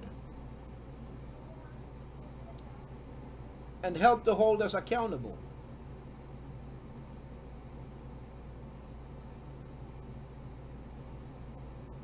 You see. Tada Rabba ki. Tada Rabba. Shalom to you, Aki, Yaram Yahu, and the Kukut Yolanda. Wonderful, wonderful to see you, family. Praise Yahuah. You see.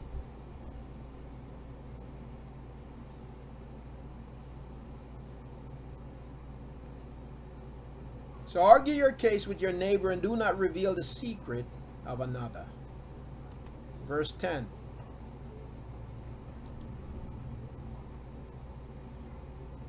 Verse 10. Or he who hears it will reproach you, and the evil report about you will not pass away. What he's saying here is that for a person who, listen family, there's nothing wrong with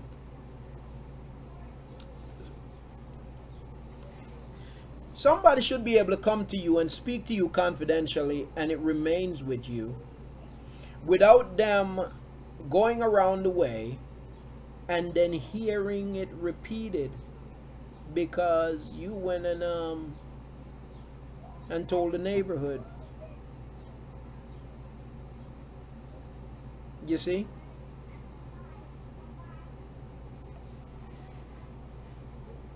When you do that, it means that then you lack integrity. And nobody will be able to trust you.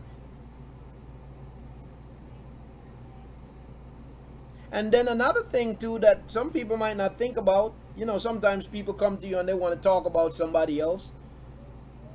They want to talk about somebody else, they want to talk about everybody else, and they don't realize that the person that they're talking to, they're actually revealing to that person, and that person might be thinking, I know not to share anything with you, or I see what type of person you are.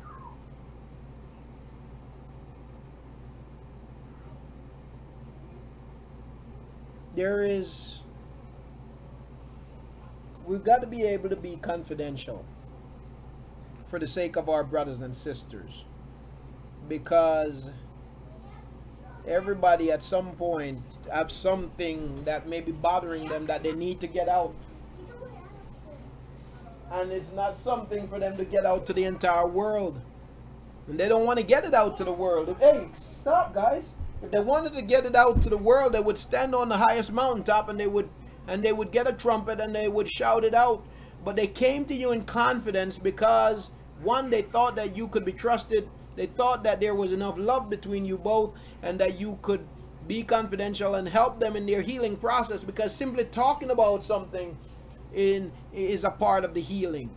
They come to you Maybe because they're seeking healing. Now, sometimes there are people who come to people with stuff, and it's not that they're seeking any healing. It's just that they want to gossip. You know, they're not seeking healing. They're not seeking to make anything better. They just want to spread some stuff. And so there are people who will come under false pretense.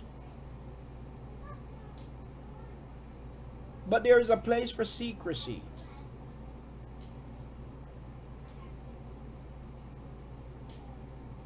And it's important that the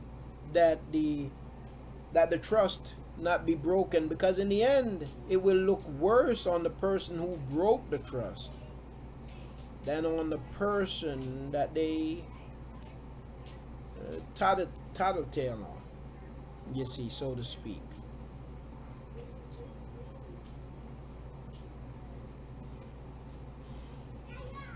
Verse 11. We're going to close out here pretty shortly, family. I'm going to go to 3:30, and then I'm going to stop, and I'll open up the microphone for any comments or questions. Like apples of gold in settings of silver is a word spoken in right circumstances. Like apples of gold, excuse me. Like apples of gold in settings of silver is a word spoken in right circumstances. You know, the right word spoken at the right time can mean so much to a person, and it can make the difference between giving up or feeling useless or feeling like a miserable failure. It can make the difference between that and restoration, affirmation, encouragement. And so words are important. Earlier on in the book of Mashali, in chapter 18, I believe it is, it talks about the power of the tongue, the power of words. And not just in the book of Mashali, in the book of Yahuah, for example, it speaks about the power of words. Your words are powerful. Your words can either heal or they can inflict great pain. They can destroy.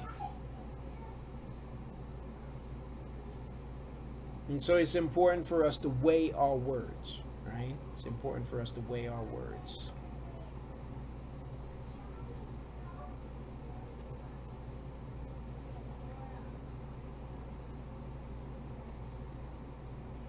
Like an earring of gold and an ornament of fine gold is a wise reprover to a listening ear. Excuse me. Now he's talking about reproof. There's a right way to reprove and there's a wrong way to reprove. Some people seem to think that just by being brash and being mean, if somebody is wrong, that's what's needed. But there's a right way to reprove and there's a wrong way to reprove. You see, there's a right way to reprove and there's a wrong way to reprove.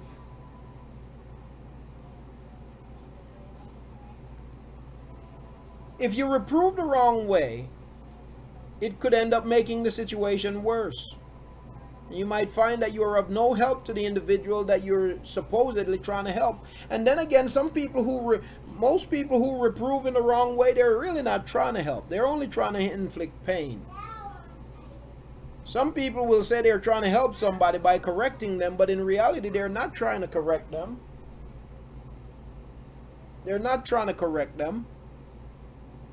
They're really working to tear them down. They want them to feel terrible about themselves. They want them to come to a place where they can't recover. And so they act dirty and mean to them. But be careful, because Yahuah will allow that to backfire. We read that in the book of Mashali chapter 24 just the other day, when Yahuah talk about your motive when you see him chastising and disciplining the wicked. If you get too happy about it, guess what? He's going to stop. And you won't be so happy no more. You see.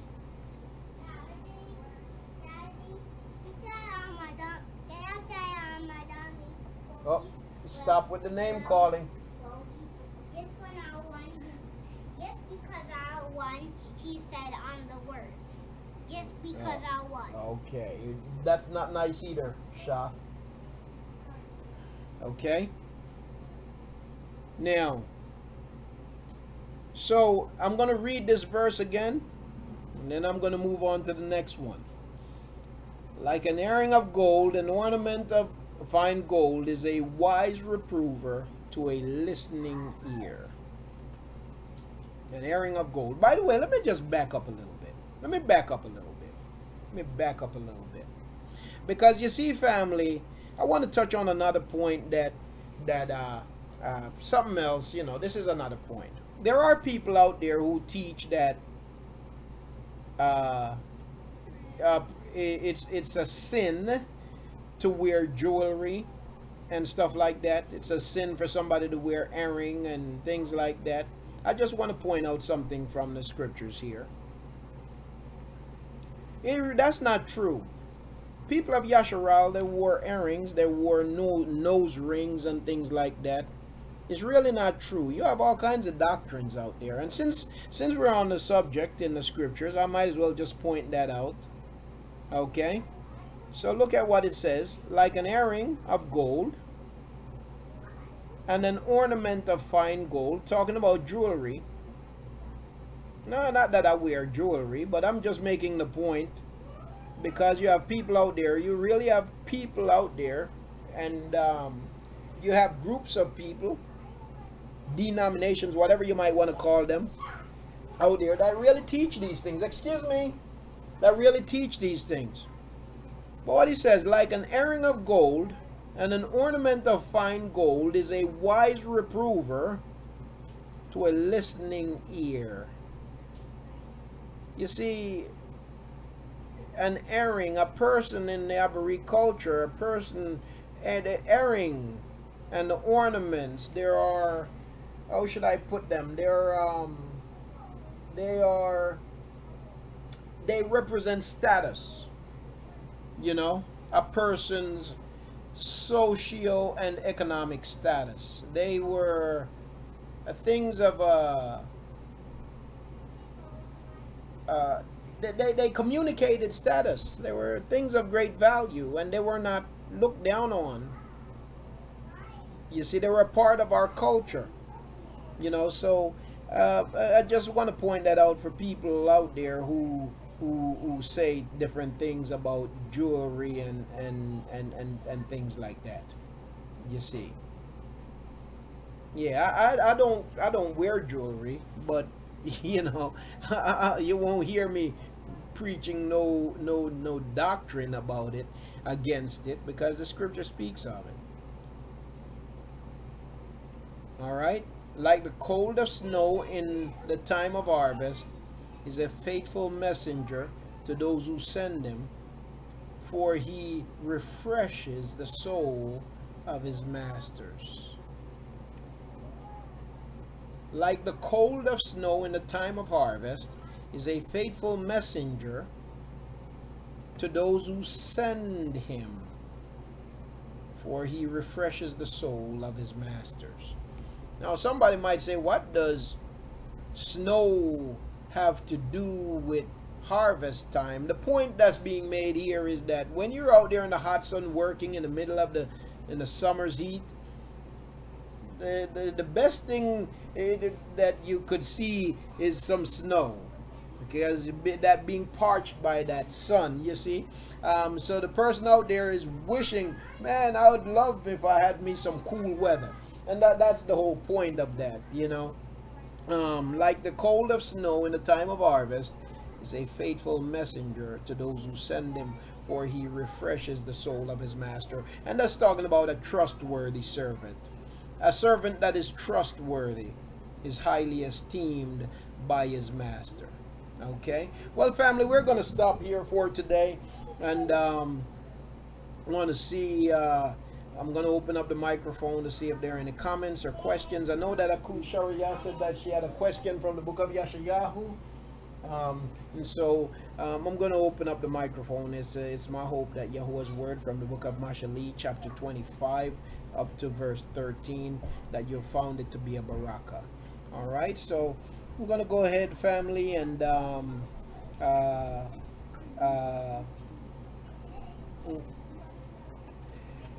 open up the mic. Please feel free to raise your hand. Please go ahead, Akut Sharia. Please go ahead, Akut.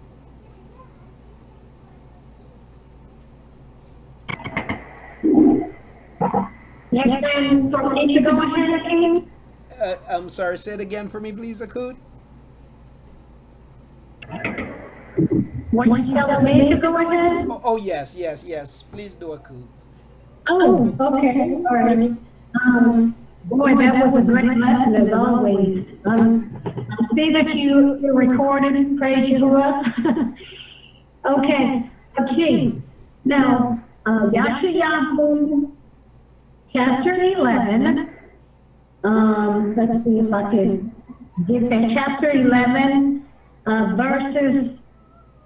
Let me get there, Keith. Okay. Okay. How do I get this off my screen? Anyway, are you pulling it up? Because I got something in the middle of my screen right now. Okay. Yes, I am. I'm pulling it up. Okay. Chapter 11. And I'm going to put it on the screen. Okay. Let's see. Bear with me just for a I second. also have it right here pulled up. Okay. But as you pull it up, let me just say what I'm going to say. Okay. You know how you brought our ancestors through the Sea of Reeds? Mm-hmm. Now, chapter 11 of Yeshayahu, and let's see, actually, verse 14. No, wait. Let me see. Verse 12. Is that, excuse me, family, for being all over the place. Is this speaking of Yahuah bringing us back the same way? Because, let me see here. Verse 15. If I can read it. Can I read 15? Mm-hmm.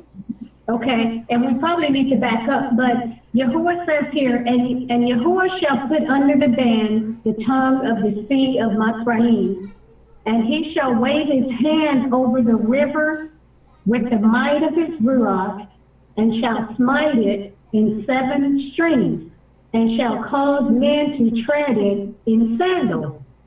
And there shall be a highway for the remnant of his people, those left from ashore, as it was for Yasharal in the day when he came up from the land of Mitzrayim.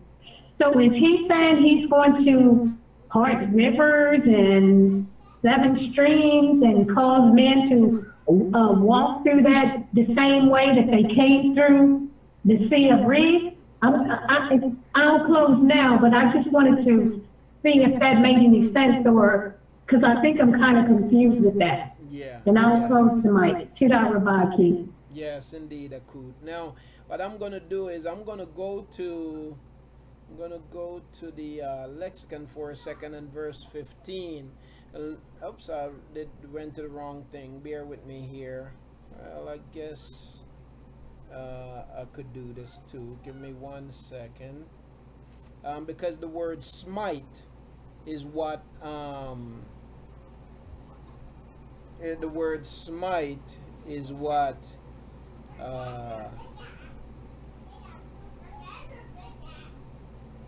is what create the perception. And I went to the wrong, so let me just go, give me 1 second.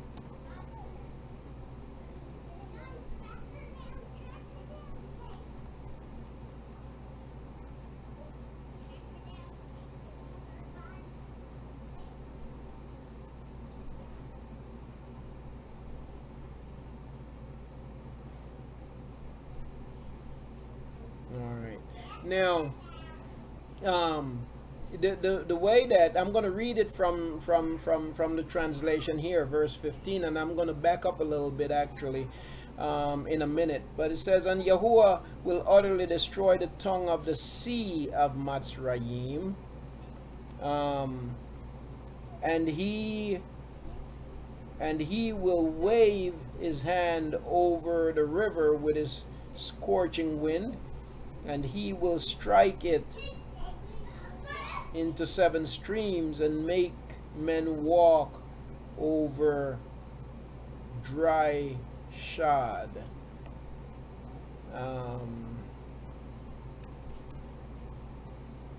Or make men walk over it.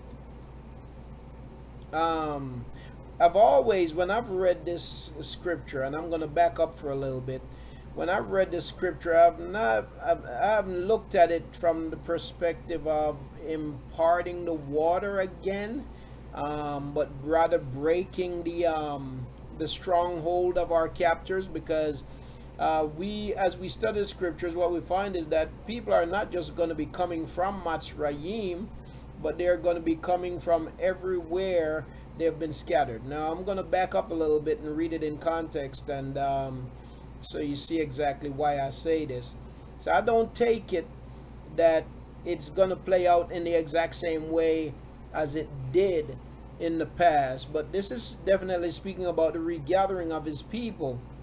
So I'm going to read from verse, if you don't mind, just bear with me while I read from verse 1 here in chapter 11. "And a rod shall come forth from the stump of Yashai, and a sprout from his roots shall bear fruit. And the spirit of Yahuah shall rest upon him, the spirit of wisdom and understanding, the spirit of counsel and might, the spirit of knowledge and of the fear of Yahuah. And shall make him breathe in the fear of Yahuah. And he shall not judge by the sight of his eyes, nor decide by the hearing of his ears. But with set apartness he shall judge the poor, and shall decide with straightness for the meek ones of the earth, and shall smite the earth with the rod of his mouth, and shall slay the wrong with the breath of his lips. And set apartness shall be the girdle of his loins, and trustworthiness the girdle of his waist. And the wolf shall dwell with the lamb, and the leopard lie down with the young goat." And this is another interesting text here. I don't know how many people pay attention to this, but this is a popular verse that Christianity misrepresent. They draw pictures of depicting this verse, but the pictures are always wrong. A lion laying down with the lamb. We all see that and we have heard that said, but that's actually not what the verse says. "And the wolf shall dwell with the lamb, and the leopard lie down with the young goat, and the calf and the young lion and the fatling together, and a little child leads them. And cow and bear shall feed, their young ones lie down together, and the lion eats straw like an ox. And the nursing child shall play by the cobra's hole, and the weaned child shall put his hand in the adder's den." Now, this is really what you call metaphoric language. This is Yahuah communicating the kind of shalom that will exist in the regathering. It's not literal, but metaphoric is what I really believe here. They do so. The reason why I'm pointing this out is really what you have is you have a metaphorical picture being painted is what is the whole point. Throughout this entire reading, you'll notice this. Okay, it's really metaphoric speech as to he's communicating the kind of shalom that will exist when he regathers his people. So that's very important to note. It's metaphoric language. They do no evil or destroy in all my set apart mountain, for the earth shall be filled with the knowledge of Yahuah as the waters cover the sea. And in that day there shall be a root of Yashai standing as a banner to the people. Upon him the Gentiles shall seek, and his rest. The Gentiles here are actually speaking about the people of Yasharal, the divorced people of Yasharal. Upon him, unto him the Gentiles shall seek, and his rest shall be esteemed. And it shall be in that day that Yahuah sets his hand against a second time, to recover the remnant of his people who are left from Ashur and from Matzrayim, from Patros and from Cush, from Elam and from Shinar and from Hamath and from the lands of the islands of the sea. So here you see that they're coming from all over the place, not just Matzrayim, but they're coming from all over the place. The islands of the sea, when you read in the book of, I believe in the book of Ashdras, for example, is really speaking about the West, the Caribbean islands, and so on and so forth. There are details in that writing that give you that idea. So this is talking about people coming from all over the place, not just Matzrayim. This is important now, but they're coming from all over. They've been scattered to the borders of the earth. It's really not corners of the earth, because the earth don't have corners. They've been scattered to the borders of the earth. So this is also important as we seek an understanding of the text. And he shall raise a banner for the nations, and gather the outcast of Yasharal, and assemble the dispersed of Yehuda from the, and this is just translation where they say the four corners. The scriptures actually don't say four corners. It's actually saying from the borders of the earth. Okay, and the envy of Ephraim shall turn aside, and the adversaries of Yehuda be cut off. Ephraim shall not envy Yehuda, and Yehuda not trouble Ephraim. But they shall fly down from the shoulder of the Philistines toward the west. Together they plunder the people of the east, their hands stretching forth on Edom and Moab. And the children of Ammon shall be subject to them. And Yahuah shall put under the bond the tongue of the sea of Matzrayim, and he shall wave his hand over the river with the might of his spirit. Now where it says he shall put under the bond the tongue of the sea of Matzrayim, you know, sea represents nations in the scriptures. Sea represents nations, peoples, right? So basically what this is saying is that all the nations that have had taken up authority over his people, all the nations that have ruled over his people, he says that he's going to put the ban on the tongue. They will no longer have authority over his people. Their words will no longer have any power over his people. So again, not literally Matzrayim as in the land of Matzrayim, but the nations of bondage, the nations in which his people have been enslaved, because Matzrayim means bondage, Matzrayim means enslavement, and the sea means nation. The sea speaks of nations, right? Peoples, kings who have ruled over his people. And he shall wave his hand over the river with the might of his spirit, and shall smite it in the seven streams, and shall cause men to tread it in sandals. And there shall be a highway for the remnant of his people, those left from Ashur, as it was for Yasharal in the day when he came up from the land of Matzrayim. Okay, so what I get from it as I read this text, Akut, it's not like literally he's going to part the waters in the way that he did when he delivered Yasharal, but it's what you call you might say poetic speech. I forget the other word that I just used. Basically, is taking the power that have been given to our oppressors. He's taking that power back, and the people of Yasharal, wherever they have been scattered around the earth, will be regathered. So as I read, that's what I get from that text.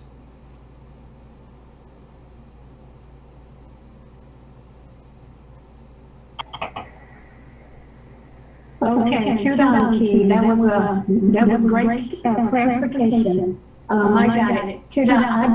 was kind of confused on it, and so you just cleared it up. Ta-da. Praise Yahuah. Tudah. Let me go to, I don't know whose flag was up first. Let me start from the top. Aki Ual Yahu. Please go ahead, Aki.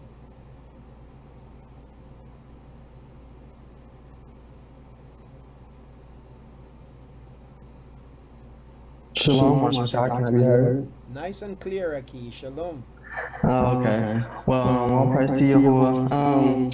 Okay, this is just specifically my question is specific for Zoom. Will it be different ID numbers when it comes to Zoom? And if so, or will you be sending those out through emails, or how will that go? And that's just one question for today. All right, shalom, Mashaka. Great question, Aki. Great question. It was a concern that was raised earlier too. So moving forward, the number that you use today should be the number that we will be using. I'd set it as a permanent meeting number.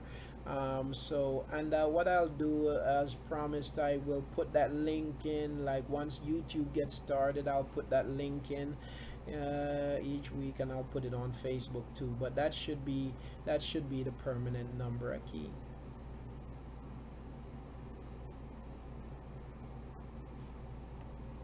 And by the way, let me just repeat that number real quick. If anyone doesn't have it, let me find it.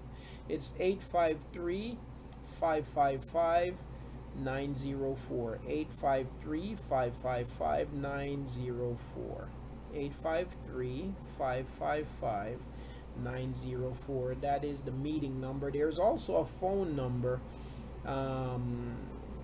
that you can use to access the meeting. I don't recall it right now. I think if you look on that thing on Facebook, don't use the meeting number that's on Facebook, but the phone number you can use, and then use this meeting number. Okay. But yeah, let me go to Aki Damon. Please go ahead, Aki. Shalom, Mashaka. Hey, shalom, Aki. Hello, Yahuah. Okay, something you mentioned earlier about being willing to push forward or endure.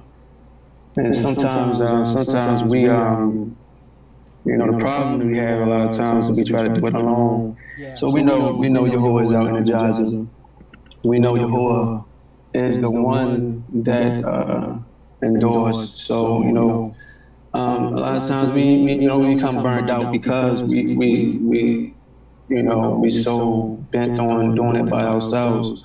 So just want to encourage the Mashmakah and that to pray more for strength.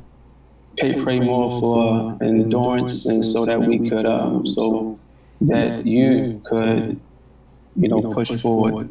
So, a lot of times we get burnt out because we rely on ourselves, pertaining to what you spoke to about independence. Being independent ain't good. Being more dependent on Yahuah is, you can't fail. And surface dweller, you were speaking to me. Okay, because sometimes working and all the kids or the crowds of this world will have you microwaving everything. Yeah. Having microwaving everything, and we all know that the best food takes time to cook. Anything that you cook, you want to put it on the stovetop. Tastes way better than a hot pocket. So a lot of times, because I'm tired, and that's part of the. I think Keith Franklin, one of the keys, or even Coops may have said it in the chat. Spiritual and physical. The physical aspect of this is that sometimes you got to push through being tired, and find time for Yahuah to pray, to study. It's tough, but you have to push through and find time Yahuah, to study deeper, not to be so quick to microwave everything, you know, put a quick YouTube channel on or whatever, you know, whatever your method may be, and try to get a quickie real quick. That's not good, you know. So that was speaking to me pertaining to having to dig or press hard physically, and then Yahuah will give you the strength to endure. He see that you're making that effort, he'll just, you know, you'll be surprised. It's just all of a sudden, you know, he's making a way for you because you took that first step to make time for him. And I guess this one right here is a question. It's kind of a question, but at the same time a statement. Sometimes I believe in your folly. If you speak too soon, you may be hurting somebody that's not in the truth, may be hurting them. And this pertaining to what Yahuah may reveal to you or something that you may have done.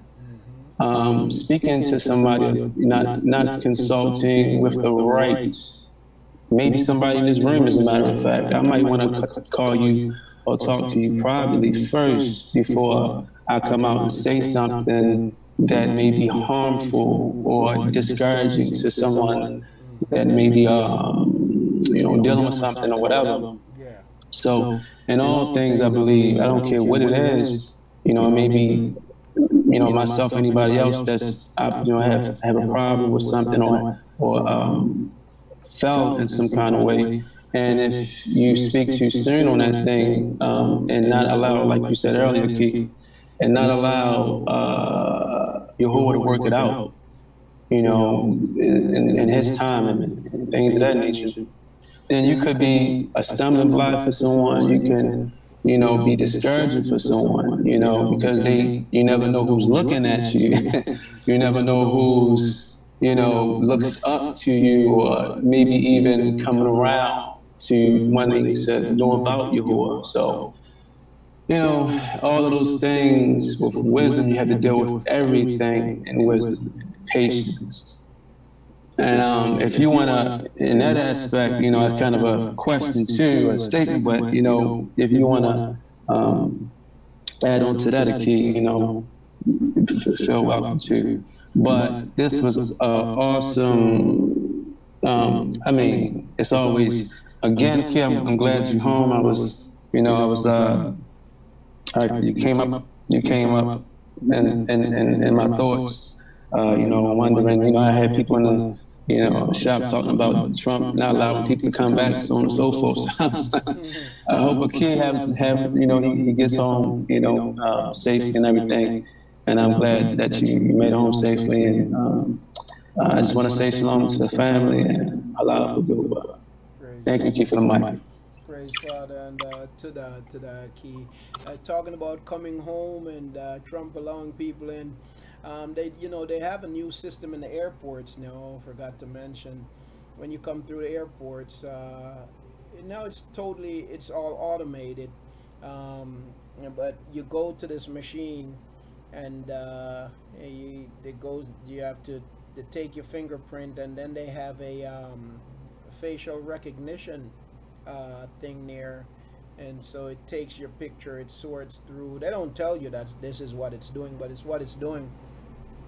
It searches, it does a quick search, checks your fingerprint, checks your facial recognition, you know, try to match it with anything in their database, and check your passport and all of that, and after you go through that process, then you go and you speak to a immigration official before continuing on in the process. On my way in, after I went through all of that, they was directed over to an official, and he looked at my paperwork, and he directed me to a room, and they had a man in there. It seemed like he had some medical issue, but it don't seem like he was going anywhere soon. It seemed like it was a Spanish-speaking man. But I looked down on the floor. There was a handcuff chained to the chair.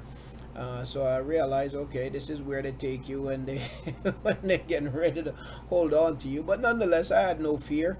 I was quite comfortable. You know, I have no fear, no panic whatsoever. But and either way, you know, if that was their decision, I say whatever Yahuwah's will is, that Yahuwah's will is going to be done. And so if they decided they wasn't going to let me back in, well, Yahuwah have something else for me to do, and just be a matter of getting my family to Jamaica. I wasn't worried in any kind of way, you know, but they had me in there for I guess, I don't know, might have been 5 to 10 minutes, and then they told me I was good to go. Exactly what it was about, I'm not exactly sure, but everything went well. Everything went well, and so we give Yahuwah praise, honor, and esteem. All right, let me go to Akut Sharia and then to Akimat at Yahoo. Please go ahead, Akut. Okay. I hear an echo, by the way. Oh, let me see if it's coming. It might be coming from me. Let me try to resolve that. Bear with me just for a second.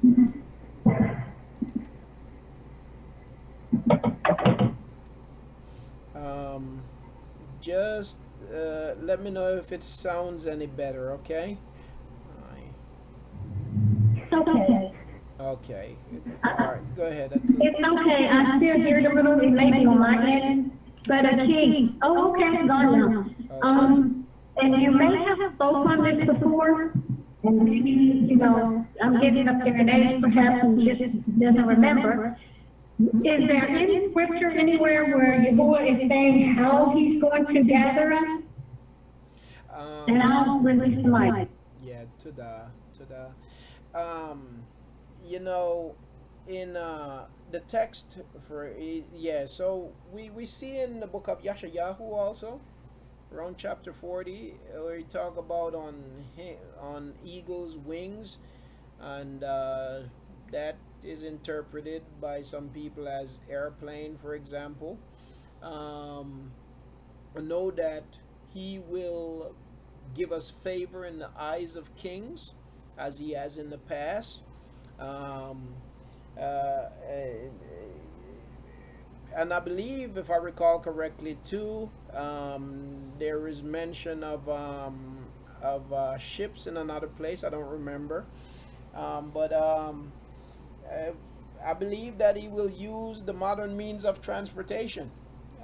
You know, I believe he'll use the modern means of transportation, along with also what we call reparations. A lot of times people speak against reparation, and they don't realize that the scriptures also talk about reparation for his people. You go to, for example, the deliverance of Yasharal when they were in Matzrayim and they had worked as slaves for all those years. When it was time to leave, Yahuwah decreed reparation for his people. What he did was he sent them to the king and to the people of Matzrayim, and gave them favor in the eyes of the people, so that they would have everything that they needed for their journey. And so reparations is a part of restoration, you see. And so Yahuwah will cause those who have enslaved his people to pay up. And those, all of the free labor and everything, all of our substance that they have taken, that they'll have to pay up, and that we will be provided for. So reparations is a part of restoration, you know. And I believe that Yahuwah will use modern means to restore and to regather his people. Okay, so that you believe that Yahuwah is not calling us over into the land now? I mean, I believe that because of all, you know, Babylon is everywhere right now. Yeah. But for those that are seeking to go over there now and that are already over there, do you think that Yahuwah has said to them, okay, come, because it seems like he's going to put it in our ruach when to take these planes or the ships or whatever that's going to transport us. So do you think that those that are over there now are then on their own will and Yahuah is not calling them? Good question. I'll release the mic. Yeah, great question. Now, as I study the scriptures, I find that our deliverance is a process, right? And what I find in the scriptures does speak in a sense that when the final regathering comes, that some of our people would have already been in the land. The problem is where you have people calling for this mass exodus, and this is something that people have been calling for a very long time. It didn't just begin in 2010, didn't begin in 2012, didn't begin in 1998, didn't even begin in the 1960s when Ben Ami first went over there. It began long before that. You see, it began long before that. But what the scripture shows us, though, is that some of our people will be in the land by the time that final restoration comes. Some of our people would have already been there. Some of it doing with the fact that Yahuah put in us a desire to go back to our home. Other parts of it may be that people in their zeal kind of moved, thinking that this was the time, when necessarily might not have been the time. But nonetheless, the restoration is a process, and so you'll find that by the time final restoration comes, some of our people would have already been in the land. Now, when it comes to the perfect state of restoration, what Yahuah tells us in the book of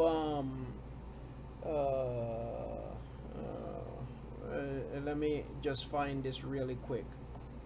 Bear with me for 1 second. I can't. I think it's the book of Zephaniah. Is it the book of Zephaniah? Let me see if I find it very quickly here. Bear with me just for a second. Bear with me just for a second. This is a text that is often misunderstood and misrepresented. Let me go to it very quickly. Now, the book have just 3 chapters, and people tend to go to chapter 3, start reading in a couple of verses in chapter 3, and then they make a whole doctrine out of a couple of verses. But it's important for us to understand the regathering. It's important for us to understand the message of this book. And I'm talking specifically about the book of Zephaniah, right? And so yes indeed, Akub. So our people are scattered everywhere right now, and yes, including among the Palestinians even right now. Absolutely, you see. Now in Zephaniah,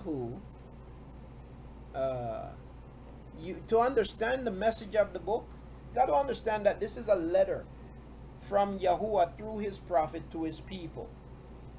And it's a letter that should not be treated as if chapter 1 is separated from chapter 2 and chapter 2 from chapter 3. As a matter of fact, it's a letter that was written without chapters and verses. It's just one straight through letter. Problem is, people isolate it and mistreat it and mishandle it, and therefore misunderstand it. I know we've been here for a little while, but in dealing with this question and to properly address the question, I believe it's important for me to read the entire text. Okay, so bear with me, please, family. I'm sorry, but bear with me, please. Let me read this, and then so that we can gain some understanding of this, because this has a whole lot to do with our regathering.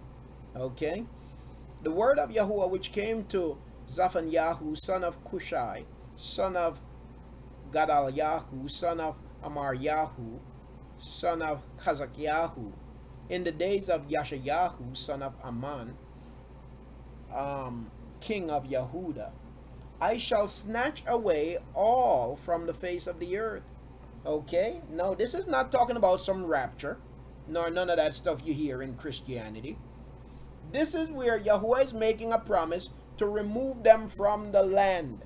No, pay attention to that.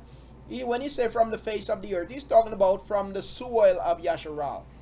I shall snatch away all from off the face, from the soil, from the land of Yasharal. That's literally what is being said. Poor translation. That's why it says the face of the earth. Sounds like it's talking about a rapture or some sort, like you hear in Christianity. That's not what it's talking about. This is talking about Yahuwah removing his people from the land because of their stiff-neckedness, because of their disobedience. He's taking them out of the land. So the book begins with the promise to remove Yasharal from the land, to remove us, to take us out of the land because we are living dirtily, we're living nastily, we're living disobediently, we're not listening to Yahuwah, right? We're not listening to Yahuwah. And so he says that he's going to remove us from the soil, okay? He's going to remove us from the land. That's what this is talking about. And this is very important for us to understand this, because the same language, we find the same language in the book of Deuteronomy, in the book of Dabarim, when it comes to the feast. And because people don't understand what is being said, they go around and they do harlotry when it comes to the feast. The same language is in the book of Dabarim also in relations to the feast, okay? No, I shall snatch away all from the face of the earth, talking about the land. I shall take you, remove you from the land, declares Yahuwah. I snatch away man and beast. I snatch away the birds of Shamayim, the heavens, and the fish of the sea, and the stumbling blocks with the wrong, when I shall cut off man from the land, declares Yahuwah. Okay, when I shall cut off Yasharal from their land. That's literally what is being said. And I shall stretch out my hand against Yehuda and against all the inhabitants of Jerusalem, or Jerusalem, and cut off every trace of Baal from this place, the names of the idolatrous priest with the priest, and those bowing down to the host of the Shamayim on the housetops, and those bowing themselves, swearing by Yahuwah and swearing by Malcolm, that is that star deity. Okay, that's where the star of, so-called Star of David come from. It's the Star of Malcolm. And those who turn away from following Yahuwah, and who have not sought Yahuwah or inquired of him, hush. Okay, be quiet in the presence of the sovereign Yahuwah. For the day of Yahuwah is near, for Yahuwah has prepared a slaughter. He has set apart his invited ones. And it shall be in the day of the slaughter of Yahuwah that I shall punish the rulers and the sons of the king, and all such as are clad in foreign garments. And I shall punish on that day all who leap over the threshold, who fill their masters' houses with violence and deceit.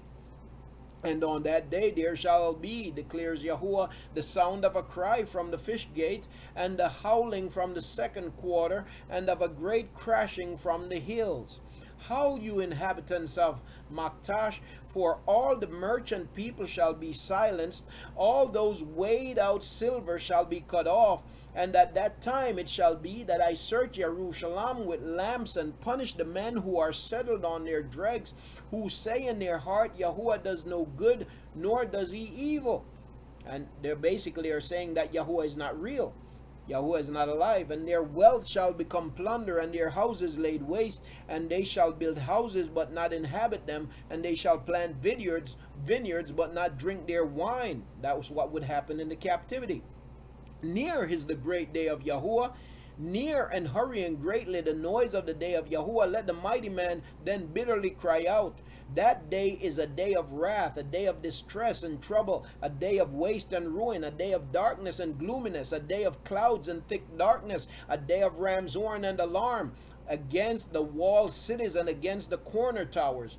And I shall bring distress on men, and they shall walk like blind men, because they have transgressed against Yahuwah, and their blood shall be poured out like dust, and their flesh like dung.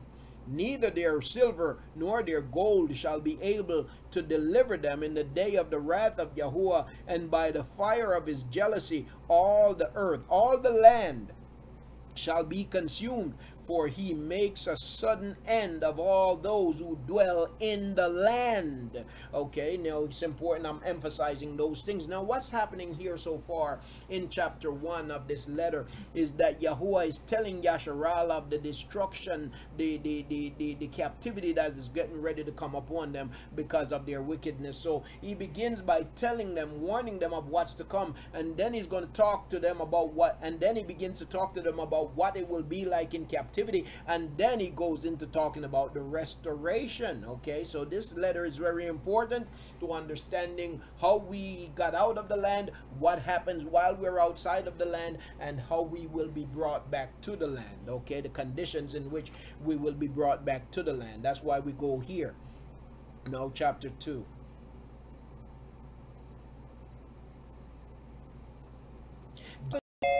Okay, can you hear me, family? Let me just check. I think I lost connection there for a second. I gotta go to the chat. Bear with me. Let me see. Okay, can I be heard, family? Yeah, say, yeah. Fuse has chased us down. That's how these programs work. It's technology, and we're going to have those issues every once in a while. It's just the way it is. There are times when they deliberately mess with you, and then there's a part of it where it's technology. And I use this kind of technology at work, and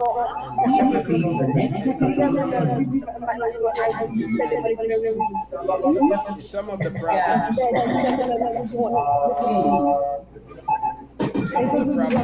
we experience at work too. Bear with me just for a second. I have some microphones. All right. Yeah, it's technology and it happens, you know. Can I? Okay, can I be heard, family? Can I be heard? Okay. All right. Yeah, I was saying it's technology. Aki, I don't remember Aki Ual who said fuses chased us down. You know, but it's the nature of this technology. We will have some hiccups, and I work with this technology at work, and we do experience some of these same problems. There are times when they deliberately mess with us, but too, it's just the technology in some cases too, you know. So we just got to try our best, deal with it the best we can. Yes indeed, yes indeed. All right.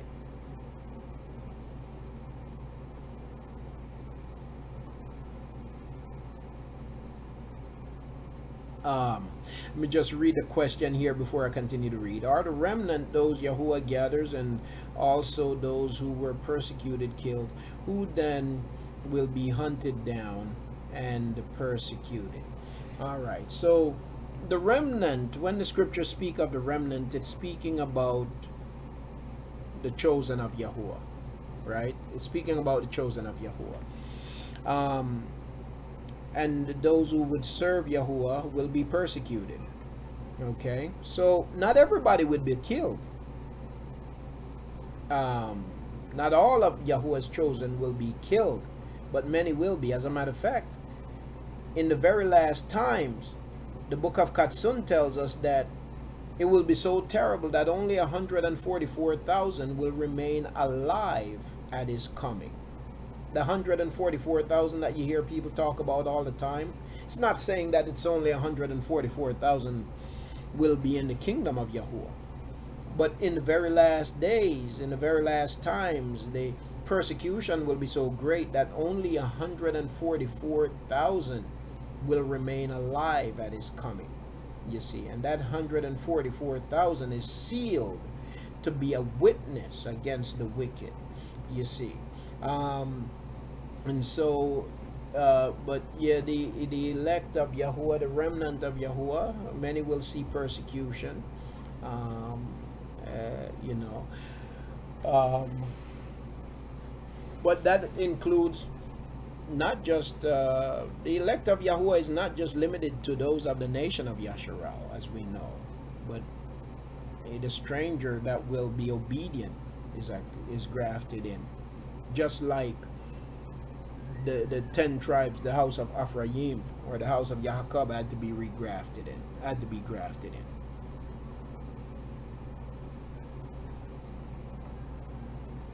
Yes. All right. Okay, so let me go back to the text.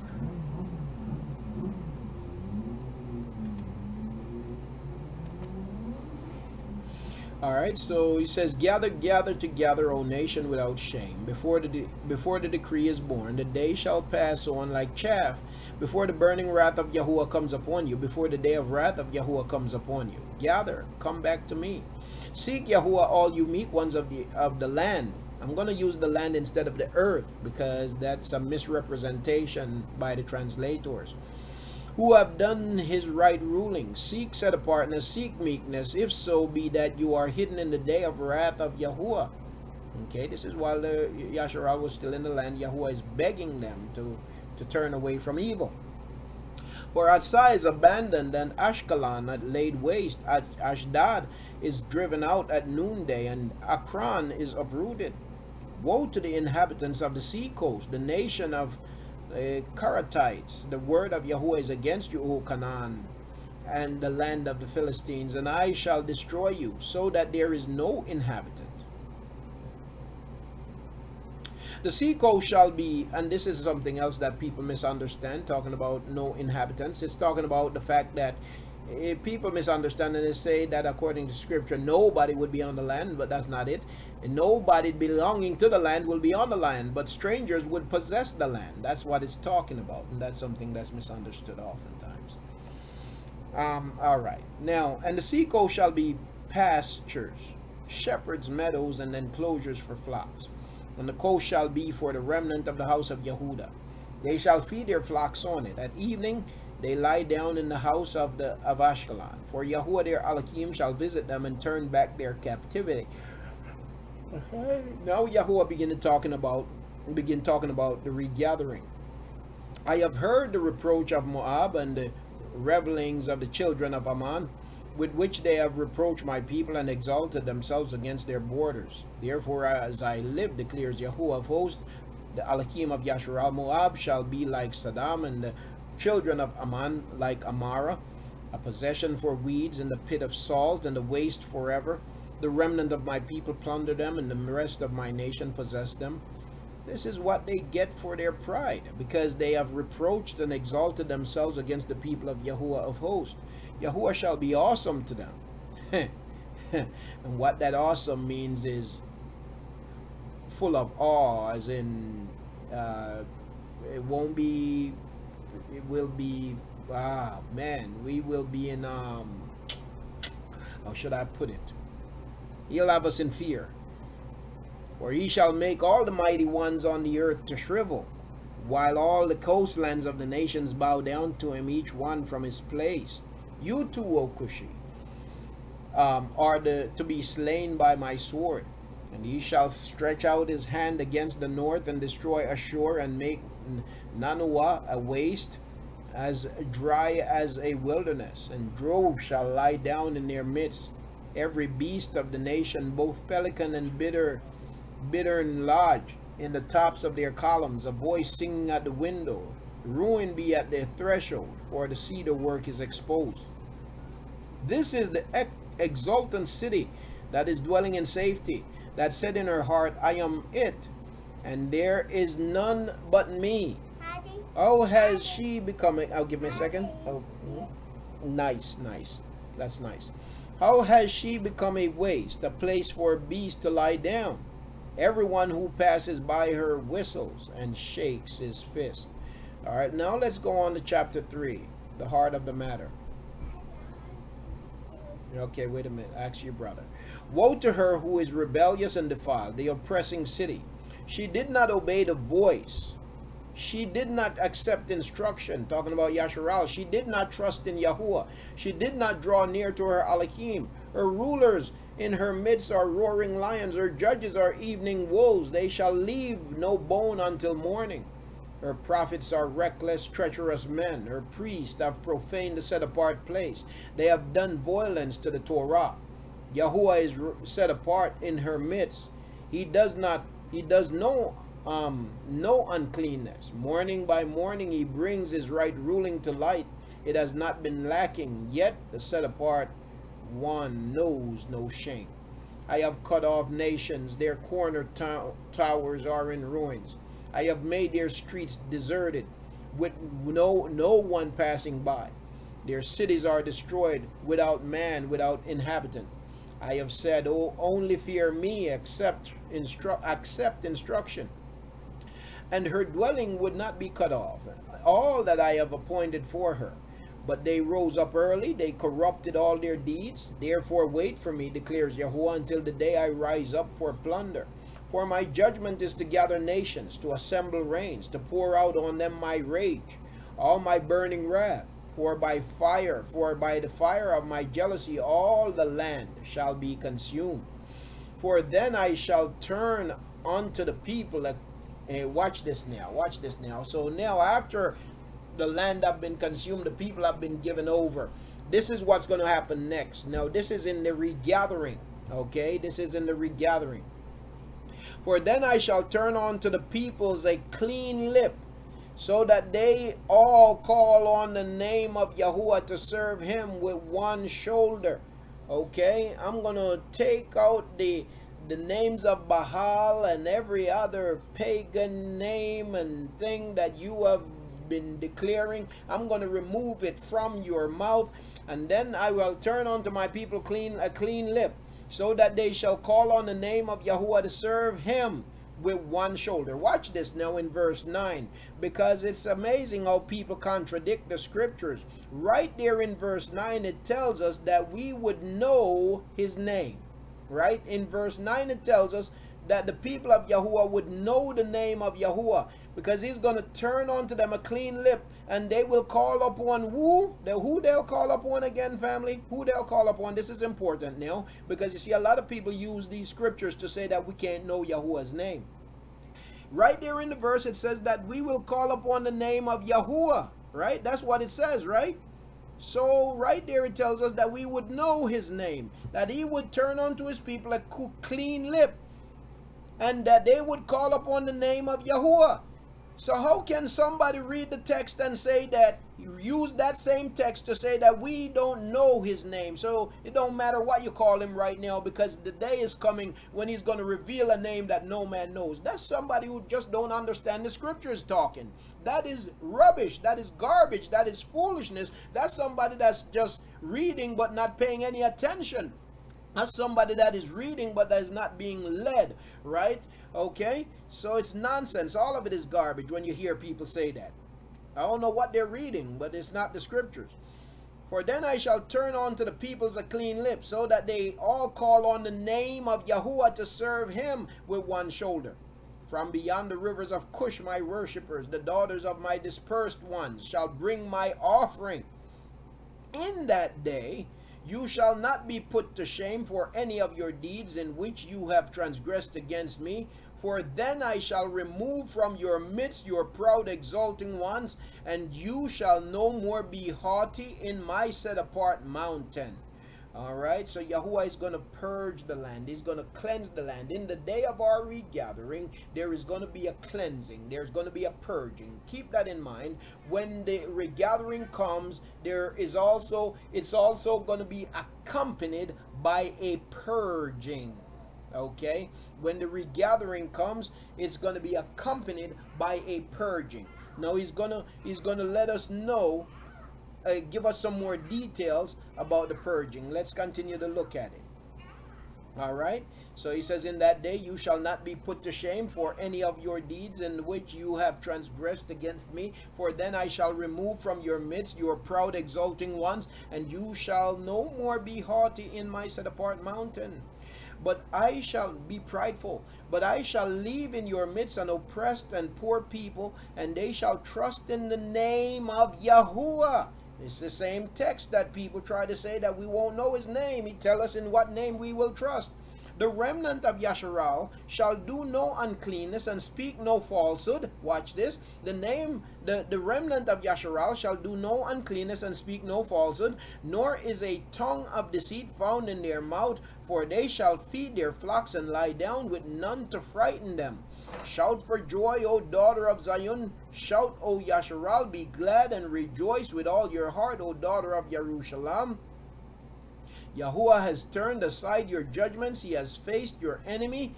The sovereign of Yasharal, Yahuah, is in your midst. No longer need you fear evil. In that day it shall be said to Jerusalem, do not fear. Zion, do not let your hands be weak. Yahuah your Elohim is in your midst, is mighty to save. He rejoices over you with joy. He is silent in his love. He rejoices over you with singing. I shall gather those who grieve about the appointed place, who are, watch this, I shall gather those who grieve about the appointed place, who are among you, to whom its reproach is a burden. See, I am dealing with all those afflicting you at that time.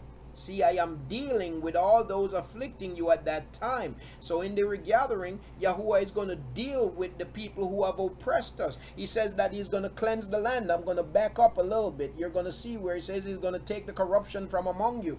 Okay, so there's a cleansing that takes place in the regathering also. As Yahuah brings his people into the land, he purges the land. That's why it says in the book of Matthew that Jerusalem shall be trodden under the foot of the heathen until the time of the heathen is brought to an end. When will the time of the heathen be brought to an end? The time of the heathen is brought to an end as Yahuah regathers his people. The wicked and the set apart people of Yasharal will not dwell in the land at the same time as in a full regathering. You see what I'm saying? So right now the land is still defiled because the wicked continue to trample the land. Okay, so it's not, right now is not explicitly the time of regathering. When the explicit time of regathering comes, you will know, because the wicked, Yahuah is going to drive them out, and he's going to return to his people a clean lip. You're not going to have a whole bunch of people in the land saying all kinds of different stuff, calling on all kinds of different idols. Every high place and every high thing will be torn down, and that's how you know that the time of true regathering has arrived. See, I am dealing with all those afflicting you at that time, and I shall save the lame and gather those who were cast out, and I shall give them for a praise and for a name in all of the land where they were put to shame, in all of the earth where they were put to shame. At that time I shall bring you in, even at that time I gather you, for I shall give you for a name and for a praise among all the peoples of the earth, when I turn back your captivity before your eyes, says Yahuah. So again, there are a few clues here. Yahuah points out to us, in turning to us a clean lip, it means that we ain't going to be talking a whole bunch of nonsense, but Yahuah is going to return to us our pure language. We're not going to be speaking no Yiddish, and nobody is going to be living in the land speaking no Yiddish, so the fake people are going to be driven out. You see what I'm saying? The wicked are going to be driven out. Yahuah is going to purge the land. He's going to cleanse the land, and that will be the true sign of the explicit regathering of the people of Yahuah. You see, so that's the greatest sign of the regathering that we have. The method of him bringing us in, I believe he'll use modern means. You're welcome, Dakut. You're welcome. Praise Yahuah. All right, let me see. Aki Matatyahu. Sorry, Aki, I kept you waiting for a while, but please, thank you for your patience, Aki. And please go ahead. To Aki. Praise Shalom. Aki, just real quick. I want to touch on something. My son, he's Yahuah has reached him, and that's a great thing. That I really appreciate. I'm so happy on that. And he got his girlfriend. She's in the Christianity thing, and so it's just some things I'd like for you to elaborate on for his edification. One is that you know, how Christianity always talking about we got to have that established some kind of relationship. We got to have that relationship, and how they disregard the commandments. So they say, you know, the commandments is done with. You got to establish that relationship, that vertical relationship across the horizontal plane, whatever, you know, whatever kind of, you know, mess they be talking about. And also the fact that they always want to dismiss the Yahuwah's name, or the name doesn't really matter. The name doesn't matter. It's just the message that's important. So for his, you know, could you elaborate on that for his edification? Yes. And somebody to that key. Indeed. Praise Yahuah. Praise Yahuah. And to that key. And I'm excited as much as you are. And we'll give Yahuah praise, honor, and esteem for his work in your bond's life. And may he continue to work greatly in his life and continue to reveal himself to him in ways that only he can. And may he use him in the work of Yahuah in magnificent ways, because according to the scriptures, Yahuah, that's who Yahuah is going to use. Yahuah is going to use the youth, and he's going to cause the nations to come to them, you see, and to grab hold of the borders of their garment and say, teach me the ways of Yahuah. And so we give Yahuah praise, honor, and esteem for that. Now, of course, as you mentioned, Christianity like to talk about a personal relationship. And with this personal relationship, they talk about something called unconditional love.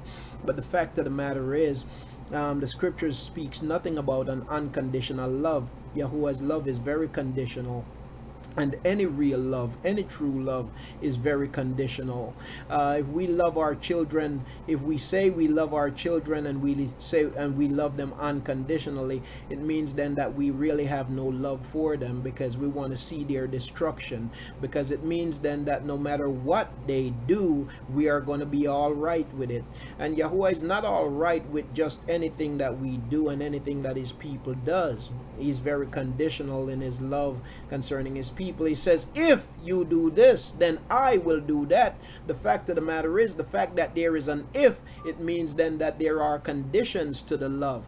And so Yahuwah is very conditional. If you don't believe me, go to the book of Deuteronomy chapter 28.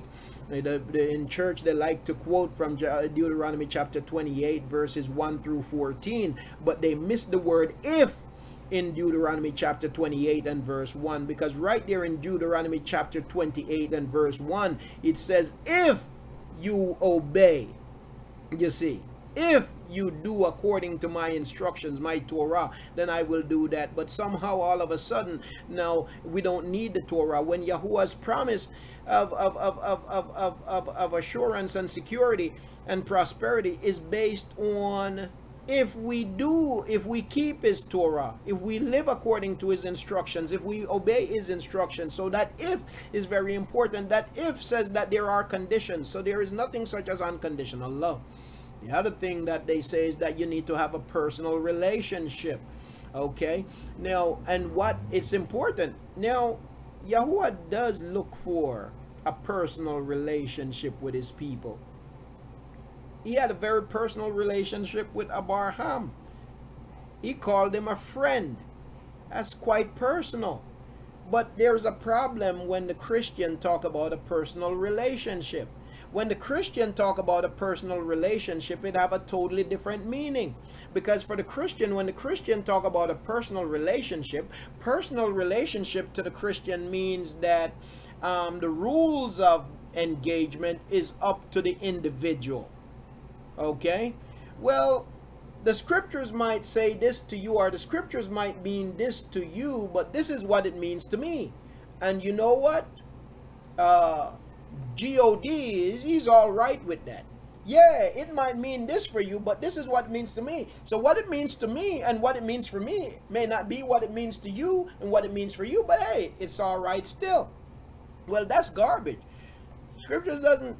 Whatever the scriptures mean for me is what it means for you. Whatever Yahuwah says to me is what he's saying to you.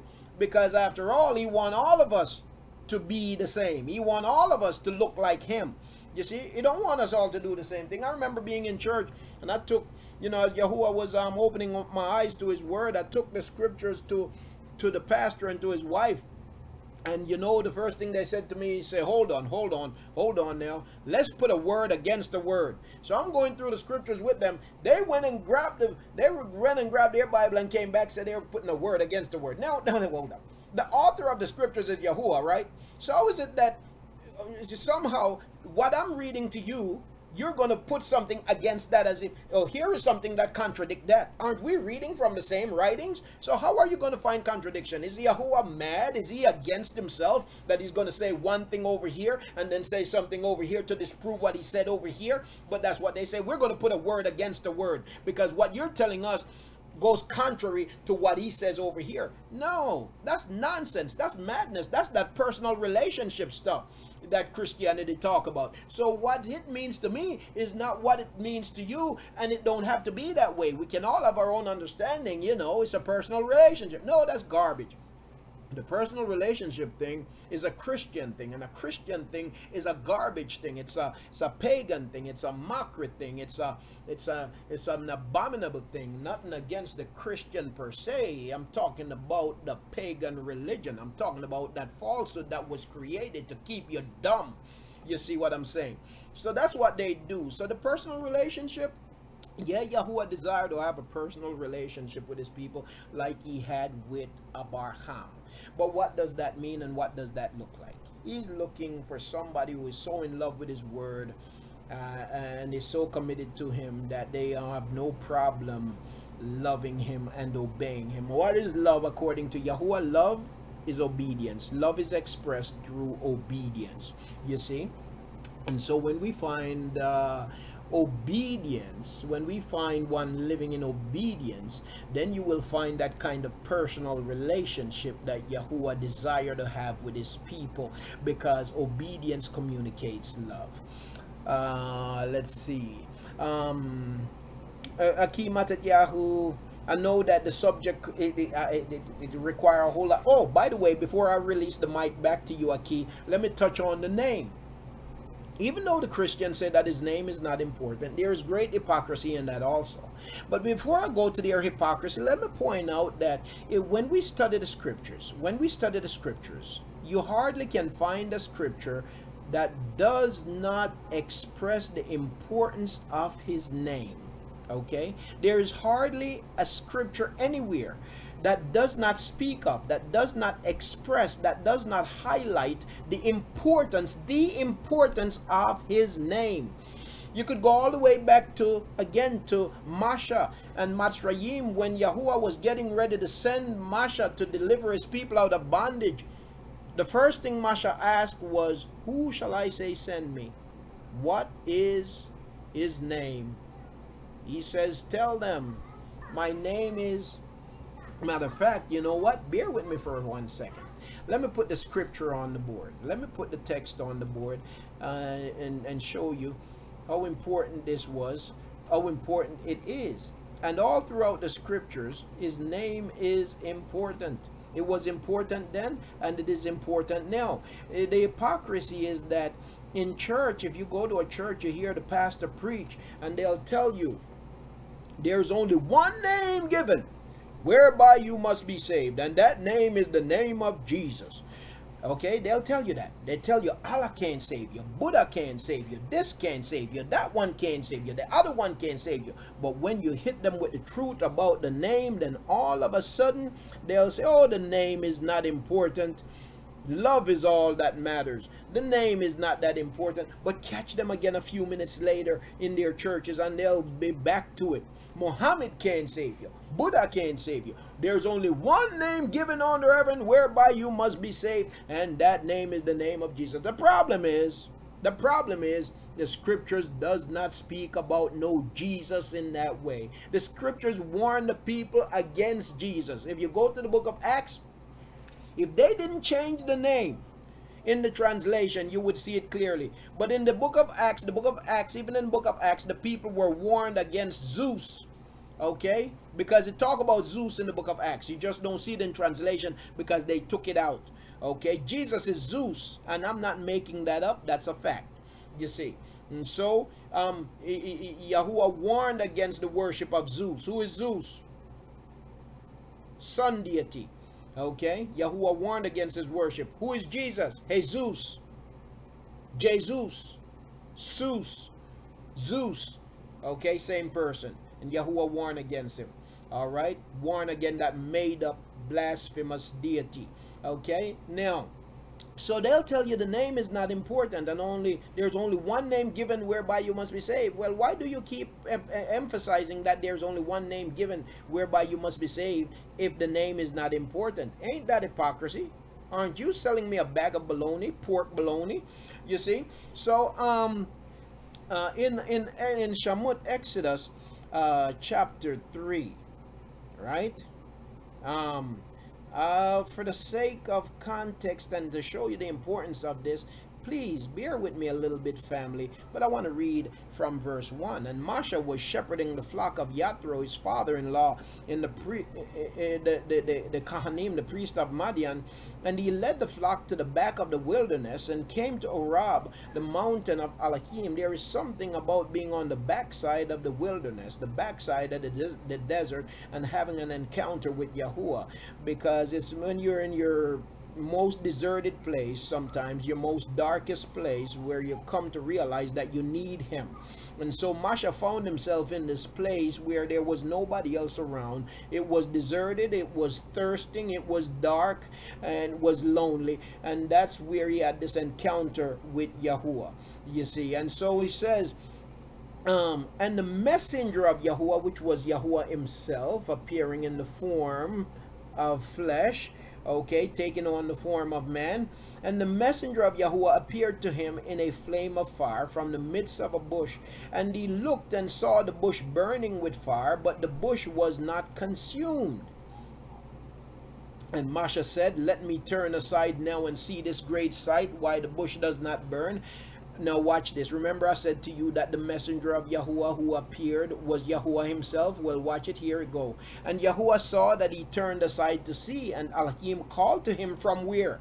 From the midst of the bush. Remember now, it says that the messenger of Yahuah appeared to him in the flame of the fire from the midst of the bush. The messenger, here it is, Yahuah is being identified as the messenger of Yahuah. So where does Yahuah speak to him from? And Yahuah saw that he turned aside and to see, and Elohim called. I'm talking now about the Akkad of Yahuah. Okay, I'm not talking about the Trinity. That's another false doctrine of Christianity. And Elohim called to him from the midst of the bush and said, Masha, Masha. So the messenger, who is Yahuah himself, called to him from the midst of the bush and said, Masha, Masha. And he said, here I am. And he said, do not come near here. Take your sandals off your feet, for the place on which you are standing is set apart ground. And he said, I am the Elohim of your father, the Elohim of Abraham, the Elohim of Yadshak, the Elohim of Yaakov. And Masha hid his face, for he was afraid to look at who? Elohim, the same one that was identified as the messenger of Yahuah. Important, because I want to emphasize the importance of understanding that Mashiach is no other than the messenger of Yahuah, which is Yahuah himself. And Yahuah said, I have indeed seen the oppression of my people. And Yahuah said, I have indeed seen the oppression of my people who are in Mitzrayim, and have heard their cry because of their slave drivers, for I know their sorrows. And I have come down. Who came down? Didn't it just say a minute ago that it was the messenger of Yahuah? But isn't it telling us now that Yahuah came down? So the messenger of Yahuah is no other than Yahuah himself. And I have come down to deliver them from the hand of the people of Mitzrayim, and to bring them up from that land to a good and spacious land, to a land flowing with milk and honey, to the place of the Kahani and the Hittite and the Amari and Paraz and there's the Kuwait and Kuat and the Yabushi. Okay, these are the sites. I'm just putting the proper names in there. And now see, the cry of the children of Yasharal has come to me, and I have also seen the oppression with which the people of Mitzrayim oppressed them. Now, it's not that they were calling out to Yahuah, it's that they were crying out under their burden. Okay, and now come. I am sending you to Pharaoh to bring my people, the children of Yasharal, out of Mitzrayim. And Masha said to Elohim, Who am I that I should go to Pharaoh, and that I should bring the children of Yasharal out of Mitzrayim, out of bondage? And he said, because I am with you, and this is to you the sign that I have sent you. Then you have brought the people, when you have brought the people out of Mitzrayim, you are to serve Elohim on this mountain. And Masha said to Elohim, see, when I come to the children of Yasharal, watch this now, very important question. And Masha said to Elohim, see, when I come to the children of Yasharal and say to them, the Elohim of your fathers has sent me to you. Elohim simply means mighty one or judge. Masha is saying to Yahuah, listen, if I say to them, Elohim has sent me, there are many Elohim, but I need to get specific. So which Elohim should I say send me? Okay, that's the question now to Yahuah. And Masha said to Elohim, see, when I come to the children of Yasharal and say to them, the Elohim of your fathers has sent me to you, and they say to me, what is his name? The reason why they're going to ask, because Elohim is not his name. Elohim is a title that means high, mighty, okay, judge. Which Elohim, which mighty one should I say send me? The name is important. You can't just call upon any mighty one. The name is important. Yes, they're accustomed to mighty ones. They're accustomed to Elohim. But he want to know specifically, I need to tell them who sent me, which one sent me, what is the name of this Elohim that sent me, because the name is important. You see, the Elohim of your fathers has sent me to you, and they say to me, what is his name? What shall I say to them? And Elohim said to Masha, I am that which I am. I mean, that means, he says, Ayah, Asha, Ayah. It means, I am. I exist.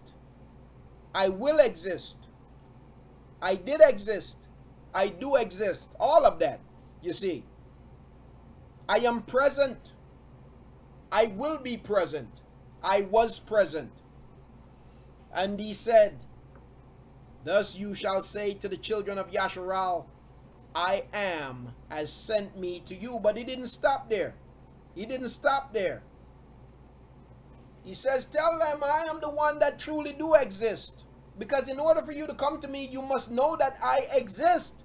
So that's the first thing. Let them know that I exist. That the highest do exist. That there is one higher than all of the mighty ones they have known. That the one higher than all of the mighty ones do exist. In order for you to come to Yahuah, you must believe that he exists. Right? So that was important. But it didn't stop there. He's going to go on now to give him the proper name. Because the name is important. He asked, what is his name? And Elohim said further to Masha, thus you are to say to the children of Yasharal, Yahuah, Elohim of your fathers, the Elohim of Abraham, the Elohim of Yadshak, and the Elohim of Yahakab has sent me to you. This is my name forever, and this is my remembrance to all generations. Go and you shall gather the elders of Yasharal together and say to them, Yahuah, Elohim of your fathers, the Elohim of Abraham, of Yadshak, and of Yahakab, appeared to me, saying, I have indeed visited you and seen what is done to you in Mitzrayim. And I say, I am bringing you up out of the affliction of Mitzrayim to the land of the Kahani and the Kahati and Amari and Paraz and Huat and the Yabushi, to a land flowing with milk and honey. And they shall listen to your voice, and you shall come, and you and the elders of Yasharal, to the king of Mitzrayim, and you shall say to him, Yahuah, Elohim of the Abarim, has met with us, and now please let us go 3 days' journey into the wilderness to slaughter to Yahuah our Elohim. But I know that the king of Mitzrayim is not going to let you go, not even by a strong hand. Why did I go here? To emphasize that the scriptures let us know that the name of Yahuah is important. So when the Christians say that his name is not important, number one, is hypocrisy, because in one breath they'll tell you that there's only one name given, and then in another breath, when confronted with the true name, all of a sudden they'll tell you the name is not important. And then when you give them the true name, the next thing they'll tell you is that I speak English. Well, I speak English too, and I'm able to say Yahuah, and I'm able to say Yahusha, and I'm sure that you can too. After all, Jesus is not an English name, but can't you say Jesus? Right? Jesus is actually a Greek name, but you say it in English, right? right? Yeah. So, you know, so it's the hypocrisy. But, you know, may Yahuah continue to barak your son Aki, and I hope that those scriptures serve to encourage him. Yeah, to that kid, that's, you know, those were the same scriptures. Matter of fact, you know, he that's what he ran to, because it all started about the 10 Commandments, and as he was pointing out to the Christians, you know, he said, first of all, y'all, what does the 10 Commandments say about graving images? He said, in Christianity got all kind of graving images. He said, y'all, he said, he was saying to his girlfriend and her father, you know, with no disrespect, that Christianity is one of the biggest idolatry religions in the world. So, you know, that's something he was pointing out. Indeed. And yeah, appreciated it, Key. And oh, one more thing, and they always talk, and they was trying to get on him. Oh, you passing judgment on us. You passing judgment. You trying to condemn us now. And so that's just another defense that we always try to use. Indeed, indeed, true indeed, Aki. To that for sharing, Aki. To that. All right, Aki Damon.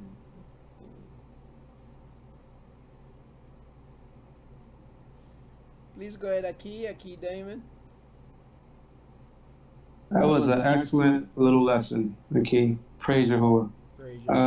Another thing they try to do, or like to say, is they would say, my truth may be my truth, and your truth may be your truth. And I said to a client last week, and he said that. I said, well, what about the truth, the truth? Aren't you, you know, excluding something with saying it's my truth may be my truth and your truth may be your truth? Aren't you excluding something? So, you know, that was an excellent little lesson, the King. You know, I just wanted to say that real quick. Praise Yahuwah. Praise Yahuwah. Praise Yahuwah, and praise Yahuwah and Toda Rabbah. All right. What you said, babe? Oh yeah. They'll say there's only absolute truth is only when it comes to the fables of Christianity. All right. Well, family, once again, I certainly enjoyed this time with being with you today. I want to say shalom to Akud Adelaide, Akud Joan, Akud Kaz, Aki Yahukanan, all of the family that maybe I missed greeting earlier, Akud Bernice. I want to say shalom to you all. It is wonderful seeing you, Mashbaka. Akud Al Yashaba. Who else am I missing? To you all, family, I greet you all. Akud Sharon, I don't see Akud Sharon's nick, but if Akud Sharon's listening, all of the family, I want to say shalom to you. Shalom, Ashbaka. All right. Yes, indeed. Well, we are going to I'm going to prepare to close out here today. Once again, it is my hope that this time has been a baraka to you. We give Yahuwah praise, honor, and esteem for this opportunity. All right, so we're going to prepare to close, family. Love you all, appreciate you all, and truly may Yahuwah continue to barak you and to keep you in all your ways. We're going to close out in prayer. Praise Yahuwah. Praise Father. Praise Yahuwah. You know what? Give me 1 sec. Let's see what's going on here. Alright. Okay, let's see. Just trying to see. I'm still working on figuring this thing all the way out.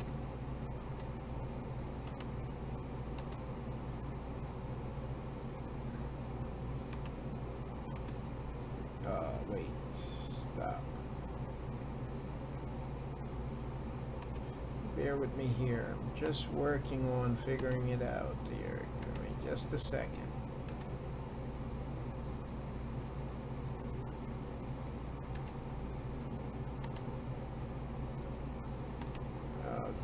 Got a lot of stuff open. Just bear with me for a sec, family.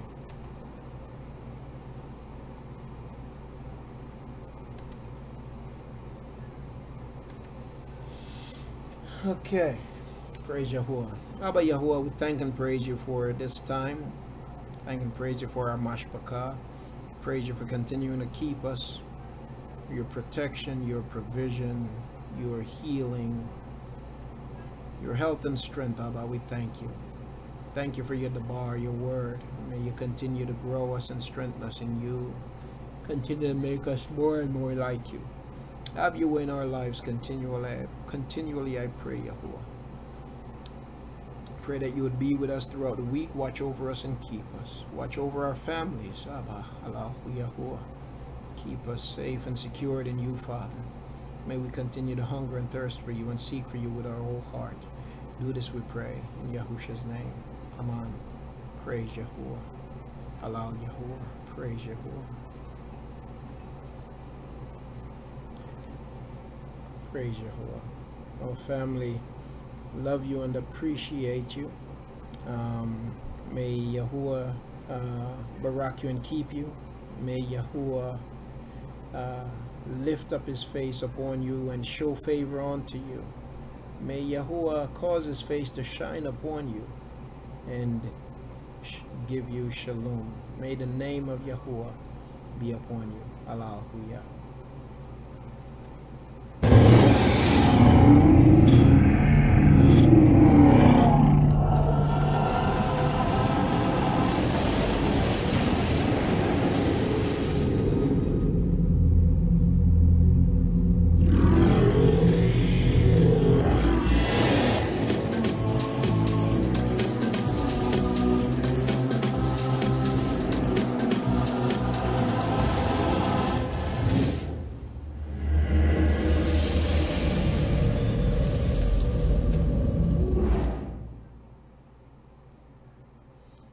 Love you all, family, and I want to say Shabuah Tub to you, which is to have a great week.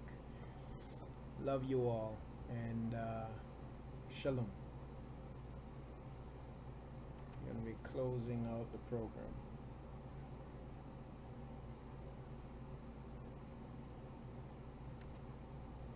Okay. Yes, Aki. Is Rob this week or fellowship, foundational fellowship? Yes, great. Yes, it should be this coming Wednesday. As noticed, they had scheduled me again. They had scheduled me again for work on Wednesday, working a double. But I had asked them last week before I left not to do that, and I talked to them again yesterday about it. So they should be changing that, and we should be we will be meeting, Yahuah willing, we'll be meeting this coming Wednesday evening for Rob. Tada for the reminder there, Aki. Yes. Hello, Yahuah. Hello, Yahuah. Shalom, family. Shalom.